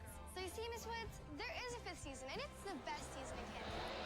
Perfect. I'm here with Jeff Stevenson, the GM for the Calgary Inferno. So I guess the most important thing, what are your thoughts on Start the Spark?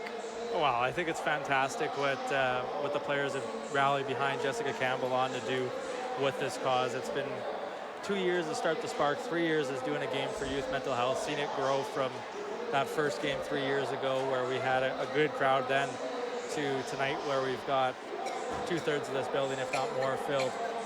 It's great to see. It's great to see all the kids, but more importantly, it's great to see the work that's going on behind the scenes in the schools with the kids, the conversations that the players are going in and having, the training that the players are taking on themselves to go get so that they can be mentors, that they can help these kids through that tough time and maybe be that little bit of light in a very dark corner that someone might be in at the time. So I think that's what really makes this important is seeing that. I think you're right. It's just another opportunity to showcase what the Inferno do in the community and how important the community is to the Inferno and being part of it. And like you said, the growth of Start the Spark in the last 3 years has been incredible. And I think each year more and more lives are touched by the Inferno as mentors. And it's just a benefit for a professional athlete to be able to go into a school and, you know, talk to these students and let them know that they are just like them, that there are a lot of things they can relate to, and I'm really impressed with the crowd here tonight for sure. Now, the hockey part of it. Well, just one last thing, just like to add, sorry to cut you off there, but I mean, I think it really shows as well the character of these players on our team, and not just on our team, but on Montreal as well too. 2 years in a row they've played us in this game. 2 years in a row they've gone out, they've rocked the purple shirts for warm-up. This year they arranged and they got the ones with their own logo on it too, which is great, and it just shows that what type of players we have in this league, and it's fantastic to see. Absolutely. I think it's across the league, and I think you're right. The support that each team shows each other, even though they're competitive on the ice at the end of the day, we're all here to support each other. We're frenemies. Yeah, something like that. Now, on the hockey side, what are the implications of this weekend? Well, it's huge for us. I mean, it's a chance for us to do some things that we've never done as the Calgary Inferno before, and that's finish first in the league after the regular season. We've done it after the playoffs, but we haven't done it during the regular season, and we'd like to do that. It was one of the boxes that we've alluded to checking off, and it's the last one to check off for the regular season is clinched first. And right now there's still 20 minutes to play. We're in a good position, but we got to come out and play like we did for the first half of that game, and a little bit at the end of the second period there, and kind of leave that 10 minutes in between alone. Perfect. You're right. I think Calgary's in a good position. There's still 20 minutes left. We know that Montreal is a good team, and there's always the opportunity for them to come back as well. Thank you for joining me today and talking a little bit about it. Well, there's one other thing we want to talk about too, and that, of course, is the jersey auction from the game today as well too. Sorry to cut you off before I leave here, but of course, all the jerseys from the game that you see that were graciously donated by Scotiabank are available for auction at calgaryinferno.ca/auction. You will need an eBay account to do that, but all 21 jerseys from the players that are here in the game, including Genevieve Lacasse, who didn't dress today, but it's a game issue jersey, is available there to bid on. Own a part of history there that was quite successful last year, raising $10,000 for the Sparks mentorship program. So hopefully we can do a little bit better this year and see if anyone beats the high jersey bid of last year, which was Rebecca Johnson at just over $1,100. Which is amazing. Yes, very. And I agree. We've talked a lot about it tonight, just the importance of not only is it a jersey game worn by an Inferno player, but what that jersey fundraising goes towards. And again, it's going back to youth mental health, and it's such an important topic in our society. It's something that, you know, I know the players on our team, it's close to their hearts. And as a teacher, I see the importance in it every day that I go to work, to have people that come in that are part of the mentorship program and let kids know that at the end of the day, everybody struggles. And there's something and someone there to support you through it. So thank you, Jeff, for joining us today. Thank you for having me. Enjoy the third period. I shall.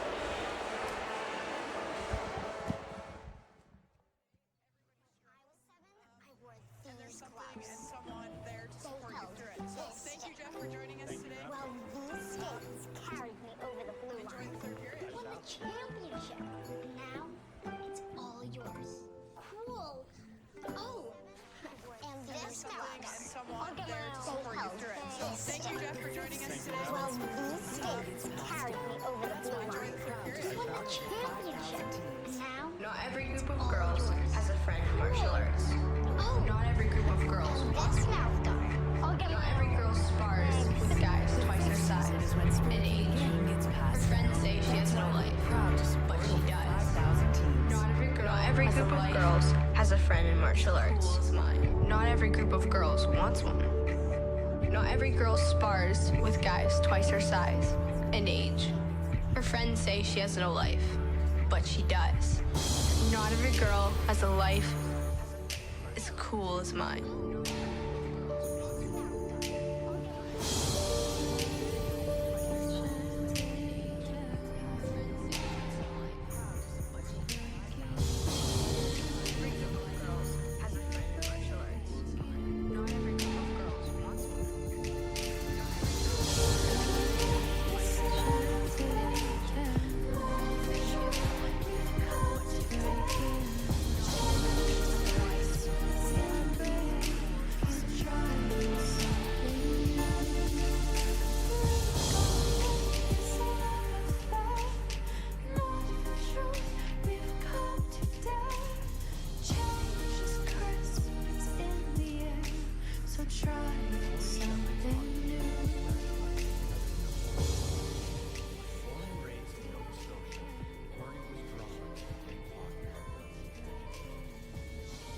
When I was about 8, I started to fall in love with the game.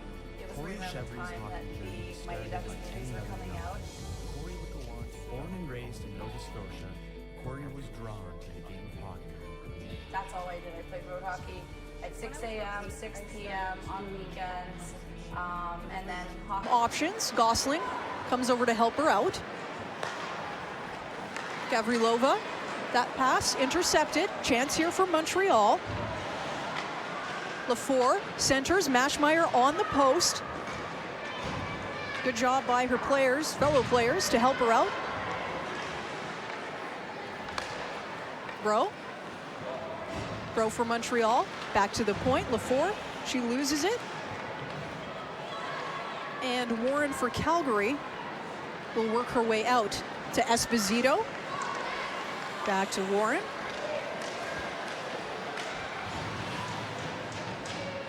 Great try there. Yeah, behind the Montreal net. Just everybody's fighting for that puck. Every inch of ice, very crucial right now in this 2-0 game. Montreal looking to put their first one past Maschmeyer tonight. Calgary centering. Nobody there. A bit of a bounce. Esposito doesn't miss by much on that right-hand top corner. Definitely right idea from on hers. You want to go upstairs. Labonte was down, but she just went a little bit high. And Montreal with an opportunity to clear out of their zone. That's Clement Hydra on her own. She'll dump it in. Maschmeyer. She's faced 21 shots tonight. Bouncing puck. And Calgary corrals it in. Behind the Montreal zone. Rather net. Swings it around.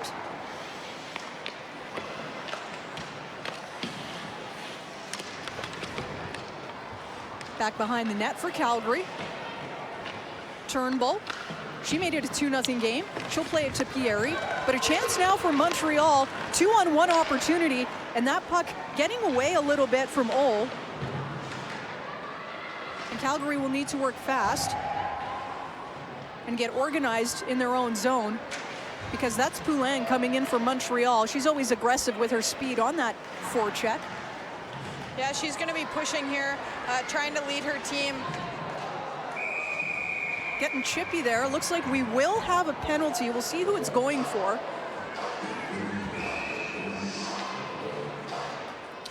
Yeah, I'm not sure Montreal's going to be happy with this one. That kind of looked like just one of those plays where it's a little chaotic and three players kind of ended up hitting each other, but it looks like Montreal is going to come away with a penalty on this one. I'm a little surprised with this one too. Actually, is it Calgary? Okay. Actually, Calgary's going to the box on this one. That's interesting. Jackie Pieri actually had the puck in the corner and is somehow going to be the one in the box. So a crucial power play here for Montreal. If they want to get back in this one, they're trailing 2-0 on the scoreboard. Oh, this looks interesting. I'm wondering if she's actually going to be ejected. She's going to the bench and she's leaving the game. I am absolutely stunned by this call, and I will be interested to hear what the penalty is on this one. Yeah, just for anybody who's following us on the web stream, the angle that Jenna and I have is the corners are very, very blind for us, so we couldn't exactly see what happened there. But it looks like Pieri has left the game. Montreal will have an opportunity on the power play. They do have the first-ranked power play in the CWHL, and a crucial opportunity here for them. 9:24 left on the clock. Calgary with a 2-0 lead.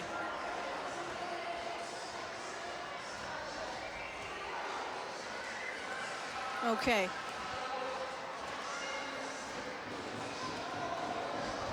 It almost looks like they were signaling as if she had kicked or used her skate on the Montreal player. Just looking at the replay here real quick to see what that looks like. I mean, they were quite tangled in the corner on that one. It looks like it may have been inadvertent, but nonetheless, Montreal on the power play.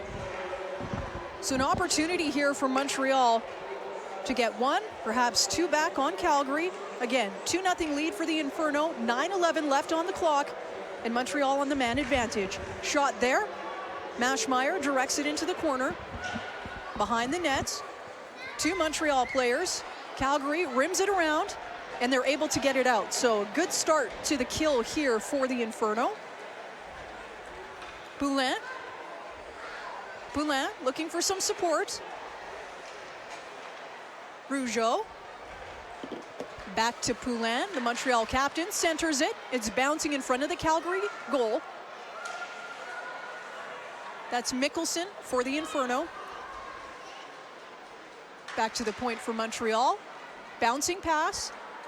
Gets in on Mashmeyer. She was able to deflect it, and Calgary with a chance to clear it. They can. So they'll get a line change here, and Montreal will regroup as Labonte decides to leave it. This is a big opportunity for Montreal. They have a 7-minute penalty. There's power play, and there's only 8 minutes left in the game. This is going to be a huge test for Calgary here for the next little bit. So Calgary on the kill. They did a good job there. 5:32 left on the man advantage for Montreal. So in this kind of an opportunity, if you're a Montreal player, do you take your time and try and set something up? Because you have that time? You know, on the power play, you always want to have some urgency. Sometimes it's easy to become complacent, and that's when teams get odd man breaks. So yes to urgency, but you don't want to force anything because you know you have 7 minutes, or as Montreal has 5 left. So it's a little bit of both. You want to make sure that you're still puck battling and getting to the puck, but at the same time not forcing anything unnecessary. And good job here by Warren and Turnbull, preventing Montreal from doing anything too dangerous. They're quite chippy on that blue line, and Montreal will have to regroup once again. So that's Chartrand with the puck right now for Montreal. She'll survey, see what opportunities arise.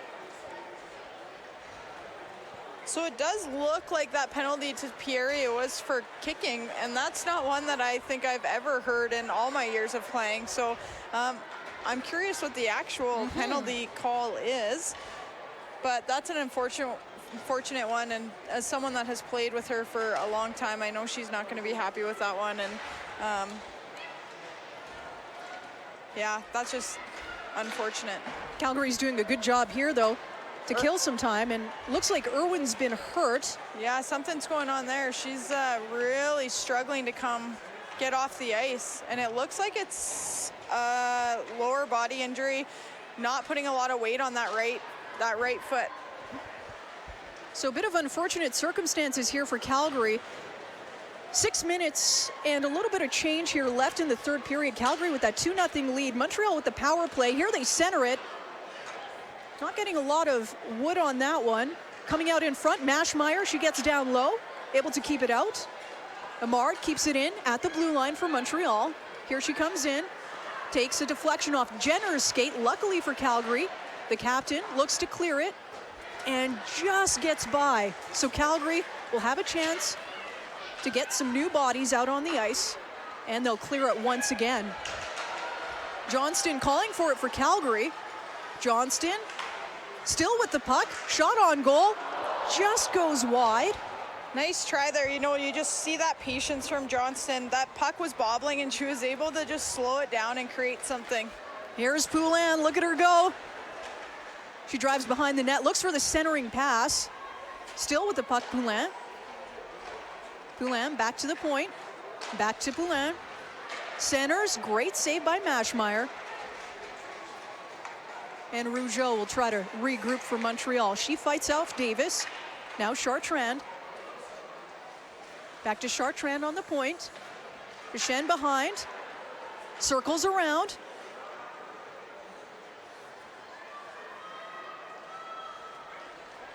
Montreal looking for a give and go play there. Centers. Bodies everywhere. Everybody's flying about.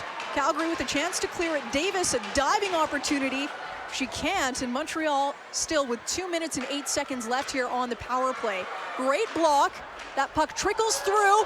Wow, what an opportunity there for Montreal on the back door. Was just not able to put that puck in. They had a great chance to do so, but wasn't able to sneak it in. Calgary's done an incredible job. Montreal's constantly trying to force that puck to go middle. You can see how they're setting up. They want to keep it to the outside, couple quick passes, and they're looking for that player in the high slot. Calgary's doing a good job of trying to keep them to the outside. Mashmeyer's doing a good job of not giving up any rebounds. And when Calgary has the opportunity like that right there, Cudmore gets it deep, and that's exactly what they want to be doing during this. So 3 minutes, 50 seconds left here in the game. Montreal still on the power play. Calgary, though, with a 2-0 lead. Montreal centered it, looking for a deflection out in front, but Calgary comes away with the puck. That's Turnbull, and Montreal has indeed pulled their goalie, so 3:30 left, giving them 6 on 4. My math, not so good. And in a night where we've seen everything when it comes to this game. You know what? This is going to be interesting because they're going to call too many men on Montreal, but their goaltenders pulled, so... Yeah, Poulin arguing with the referee right now, and rightfully so. I'm not really sure what's happening. I've never seen anything like this. This is completely bizarre. And their goaltender's been pulled for quite some time, so I'm surprised that this is going to be a penalty. I'm just waiting to see here on the replay to see if there's actually extra people on the ice for Montreal. So we've got Poulin and Chartrand. They're discussing with the referee right now, both clearly frustrated, shaking their heads, and they're not going to win this battle. And Montreal's coach incensed right now. Well, he's wanting the referee to come talk to him, and the referee just has no interest in doing so. So this will be interesting to see. I'm still waiting to just kind of see if I can catch it here on the replay. Labonte headed back to the goal here, so we will have 4-on-4 for about 59 seconds. And then Calgary will go to the power play. So an interesting turn of events right now. 4-on-4. And Mashmeyer decides she'll hang on. 3:16 left in the game. Calgary with that 2-0 lead. Interesting turn of events here, I gotta say. I have, in all my years of watching hockey, I can't say I've ever really seen anything like this happen. Well, I'm also surprised by it, and it really does change it. And, you know, in a game of this importance, you never want to see something where it goes down to special teams. So this has been an interesting third period. And you don't want to see a potential reffing call really make that much of a difference in a game like this, of this magnitude, like you said. But let's continue on. Under 3 minutes left here in the third period. That's Bate with the puck. Chartrand, she loses it. Again, we're 4-on-4. Bate keeps it in at the blue line. Poulin back to Chartrand. They'll cycle a little bit. Shot on goal. Good save by Maschmeyer. And a chance here for Jenner. She'll go down on that far side. She's looking for a pass at the point. Mickelson, she had enough speed, so she'll come in on the near side of your screen, take it behind the net, centered. Nobody was there, unfortunately, and Johnston will have to go back into her own zone and get some support to take it out. She leaves it for Mickelson. Mickelson taking her time. Calgary now on the power play for 46 seconds. They have a 2-0 lead. Just about 2 minutes left here in the third period. And Montreal with an opportunity to clear things out, which they do. Clement Hydra. And now it's Mickelson for Calgary. Montreal with the possession of the puck. Alberta product, 4 acres with it now. Wow, it's hard to believe that Calgary actually has ended up on the power play to finish this game after the 7 minutes worth of penalties that they were given not that long ago. Yeah, an interesting third period here. No goals, but a lot to talk about and a lot to dissect in terms of who was headed to the penalty box and why. Montreal now with an opportunity. Late, 1:22 left on the clock. Again, the goalie has been pulled. And Calgary looking to get it out, which they do. Chance here, open net for Calgary, Saulnier, but she'll just play it into the corner. Clement Hydra for Montreal. She'll play it wide to Rougeau. She's on your near side, puts it in. Calgary tried to stop it at the blue line. Last minute of play here in the third period between Calgary and Montreal. The Inferno with a 2-0 lead. 2 crucial points on the line. First place on the line in the CWHL in the second last game of the regular season. And Calgary able to clear it. Opportunity here on the open goal. And Saulnier scores! 3-0 for Calgary. And you can just hear the crowd that's still here tonight watching this game. They're pretty stoked about that goal, even though it puts Calgary up 3-0. You can still hear the support here at Winsport. Tough for Montreal. So tough. They go from a 7-minute power play, and you know, I've been looking at the replay here, and Labonte looks like she's in the bench and has been for a while. So they're going to look back at that and not be too pleased about that call. So 30 seconds left here between Calgary and Montreal. Calgary with a 3-0 lead. And this has been an exceptional game. It's what we came out here to see. It's what we teed up earlier before puck had dropped in the first period. We expected an awesome game. So much talent here. So many gold medals in between these two teams. We got Poulin, Boutet, of course, on Montreal, an experienced goaltender on one end, a youngster on the other end, a full circle situation between the pipes in terms of Team Canada on Hockey Day in Canada. Really does not get any better than this, you to be couldn't have honest. asked for a better game. Yeah. I mean, and this is what we've been anticipating all year. I know when we've called the other games, we were looking forward to this one. We knew it was going to be a battle. We knew it was going to be a good game. Shots are almost dead even. So Calgary, 3-0 win over Montreal in the Start the Spark game. Very special night here at Winsport Arena A. They celebrate with Emerance Maschmeyer, who made 25 saves to earn the shutout. She was exceptional, I have to say. She was tracking that puck like a veteran. You know, she did exactly what they needed her to do tonight. She played strong. She made some really big saves. And that's what they need when they're playing a team like Montreal. Great game from both sides. A 3-0 score. I mean, I think the game was even closer than that, even though 3-0's pretty close. Montreal's going to go back and not be impressed, I think, with that last call. Like I said, I've looked at the replay a couple of times, and Labonte seemed to have been in the bench or on the bench well before that play, which is unfortunate because this was a great game, and it turned out to be perhaps not quite as close at the end because Calgary once again was on that power play. You certainly don't want this decided by, I realize Calgary was up 2-0 at that point, but if you're Montreal and you have a 7-minute power play opportunity and that gets negated by a call like that, that's really frustrating. And it's hard to take, and I think, you know, Montreal is going to have to go back into the locker room tonight and make sure that when they wake up tomorrow, they leave this one in the past, because they should be proud of how they played. They did a great job playing with Calgary. Calgary did a great job playing with Montreal. Both goaltenders were phenomenal tonight. They did exactly what their teams needed. The goals that were scored against Labonte were good goals. Yes, they were. One was an open net, so she can be quite happy with how she played today. And, you know, it's great Calgary could win in front of this crowd and put on a great show. Overall, great night to watch hockey, great night for the CWHL, and just another reason why this league is so important and something that people should be invested in, because the hockey's only getting better. The fans are growing. That's right. The players, you know, and the community support is continuing to grow. So overall, fantastic evening. So a couple of things to take away from this win for Calgary. Again, they do play Montreal tomorrow. It's a 12:15 puck drop, same arena here, Winsport Arena A.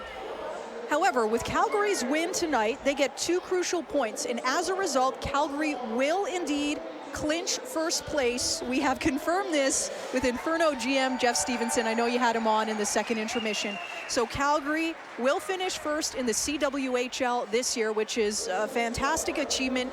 And also with this win, they do remain perfect at home. They have yet to lose here, so truly is home ice advantage here at Winsport and the Markin McPhail Center, which has just been a fantastic place to watch hockey all season. We had so many people here tonight, best crowd of the season, and we've had a couple of good ones, I will say, and this has been a fantastic one. So a lot of things to take away, right? And you know what's nice to see? Irwin's back on the ice coming out for that second star award. The first star does go to Mashmeyer, well-deserved. To shut out Montreal, I think, is phenomenal on any given night. So for sure, deserving of that first star. Not to get like sentimental, but I think it's really interesting that you have Charlene Labonte, who's done so much for hockey in Canada at one end, and she has this storied career, and then you have Mashmeyer, who's just getting her feet wet in the program. Yeah, I think it just goes to show that the goaltending has progressed and continues to progress, and you know that Labonte's around to kind of help Mashmeyer navigate what it's like to be a member of the national team and what it's like to compete in the CWHL, and you see them just chatting. Goes to show they've been here competing against each other. They're still friends. They've got something to learn from each other. It's great to see. Yeah, Mashmeyer, just a talent. Everybody keep your eye on her. Of course, Sochi, or not Sochi, I'm sorry. Sochi was 3 years ago, but next year, we will be in Pyeongchang, South Korea. So for the next Olympics, I don't know where the past 3 years have gone, to be honest with you, but that is a player to look out for. Mashmeyer has a very, very brilliant future ahead of her, and how lucky are we in Calgary to be able to watch her progress right now. And it's been an exceptional season for her. And we're going to be hearing from her, I believe, as well as Labonte in a moment. We'll head down to the dressing rooms. Kenzie's been very busy tonight. And why don't we head down to Kenzie and we'll hear from one of the stars from Montreal.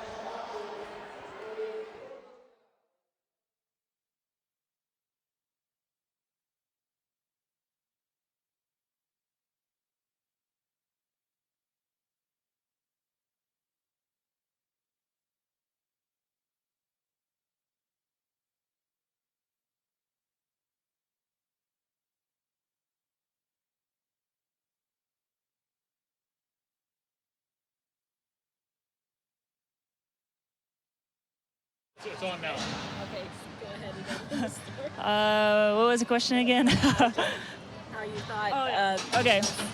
So yeah, we came here knowing that, you know, being finishing first was on the line. So it was 2 big games, and we've had great battles along the year against Calgary, and it was a good game. And I you know, it was a special game too with Do It for Darryl, and it was it's fun that the crowd showed up, and it was a great game. I mean, it's never fun to be on the losing side, but I think it showcased women's hockey and how great it is. So I think that's what we want. And looking forward to tomorrow's game.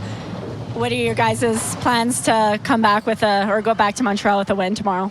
I mean, it's the last game of the season. We're missing a couple players, so it's hard. But you know, our team just played their hearts out, and then we kind of came in being maybe a bit of the underdogs. But it's our last game before the playoffs, and we're just gonna get some rest. And I'm expecting another great game tomorrow. Okay, thanks very much. Thank you. So just hearing from Charlene Labonte of Montreal, she had a great game. She faced 24 shots, not a lot she could do. Obviously, the third goal was an empty netter, but she was very, very good. And you can see why she's been around in the world of hockey for so long when she's so steady, and obviously her team feeds off of her. Yeah, I mean, she's one of the leaders on the team for sure, and I think she just played a solid game. And even her response to the game today, knowing they played well. Yeah. First place was on the line, but at the end of the day, the Clarkson Cup's the ultimate goal. That's right.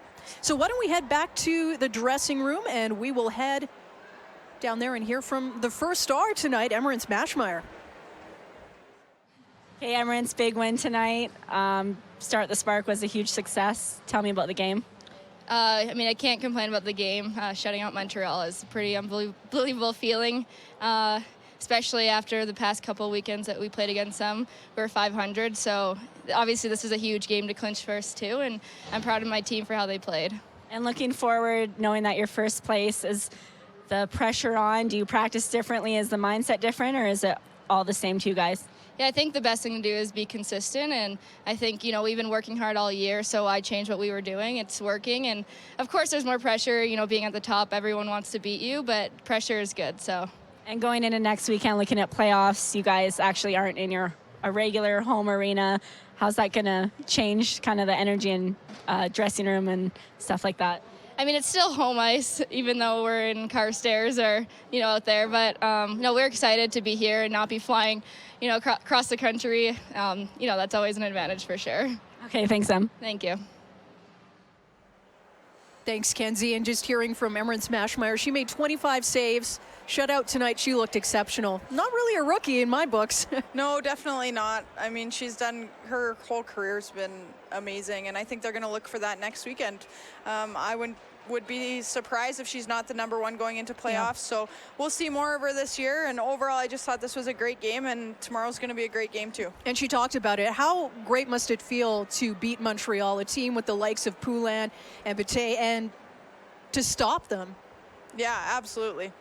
Now, we did mention playoffs. You heard Emerance mention it, but we'll mention it as well. So the playoffs begin for Calgary next week, Friday. The game is at 8 o'clock at Carstairs Memorial Arena. That's just a little bit outside of the city. So still home ice advantage, but not like it is, I guess, here. But regardless, we're still in the Calgary area. And then Saturday, we head back here to Winsport, but we'll be in Joan Snyder Arena. So that's just next to us here. And keep it in mind, because only 220 tickets are available. So you want to scoop those up fast. And that arena is really interesting. It's almost like you're sitting on top of the ice. So a bit of a different vantage point if you're interested in that.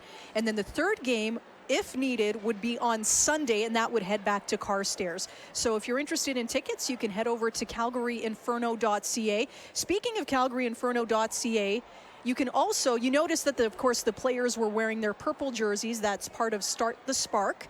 And you can those jerseys, you can buy them. They're a part of an auction. So calgaryinferno.ca/auction, and you can purchase those, or you can at least bid on them and hopefully purchase one of them. But last season, they were actually able to get $10,000 raised. So I think we're going to call it a night. That's our final regular season game, at least for Jenna and myself. You should see us next week, barring anything else, I guess. And a big thank you to everybody who joined us today. We had a lot of special guests, including Sheldon Kennedy, Rob Cote of the Calgary Stampeders, as well as GM Jeff Stevenson. And for you, for sticking around with us tonight, thank you so much for tuning in, and we will see you soon.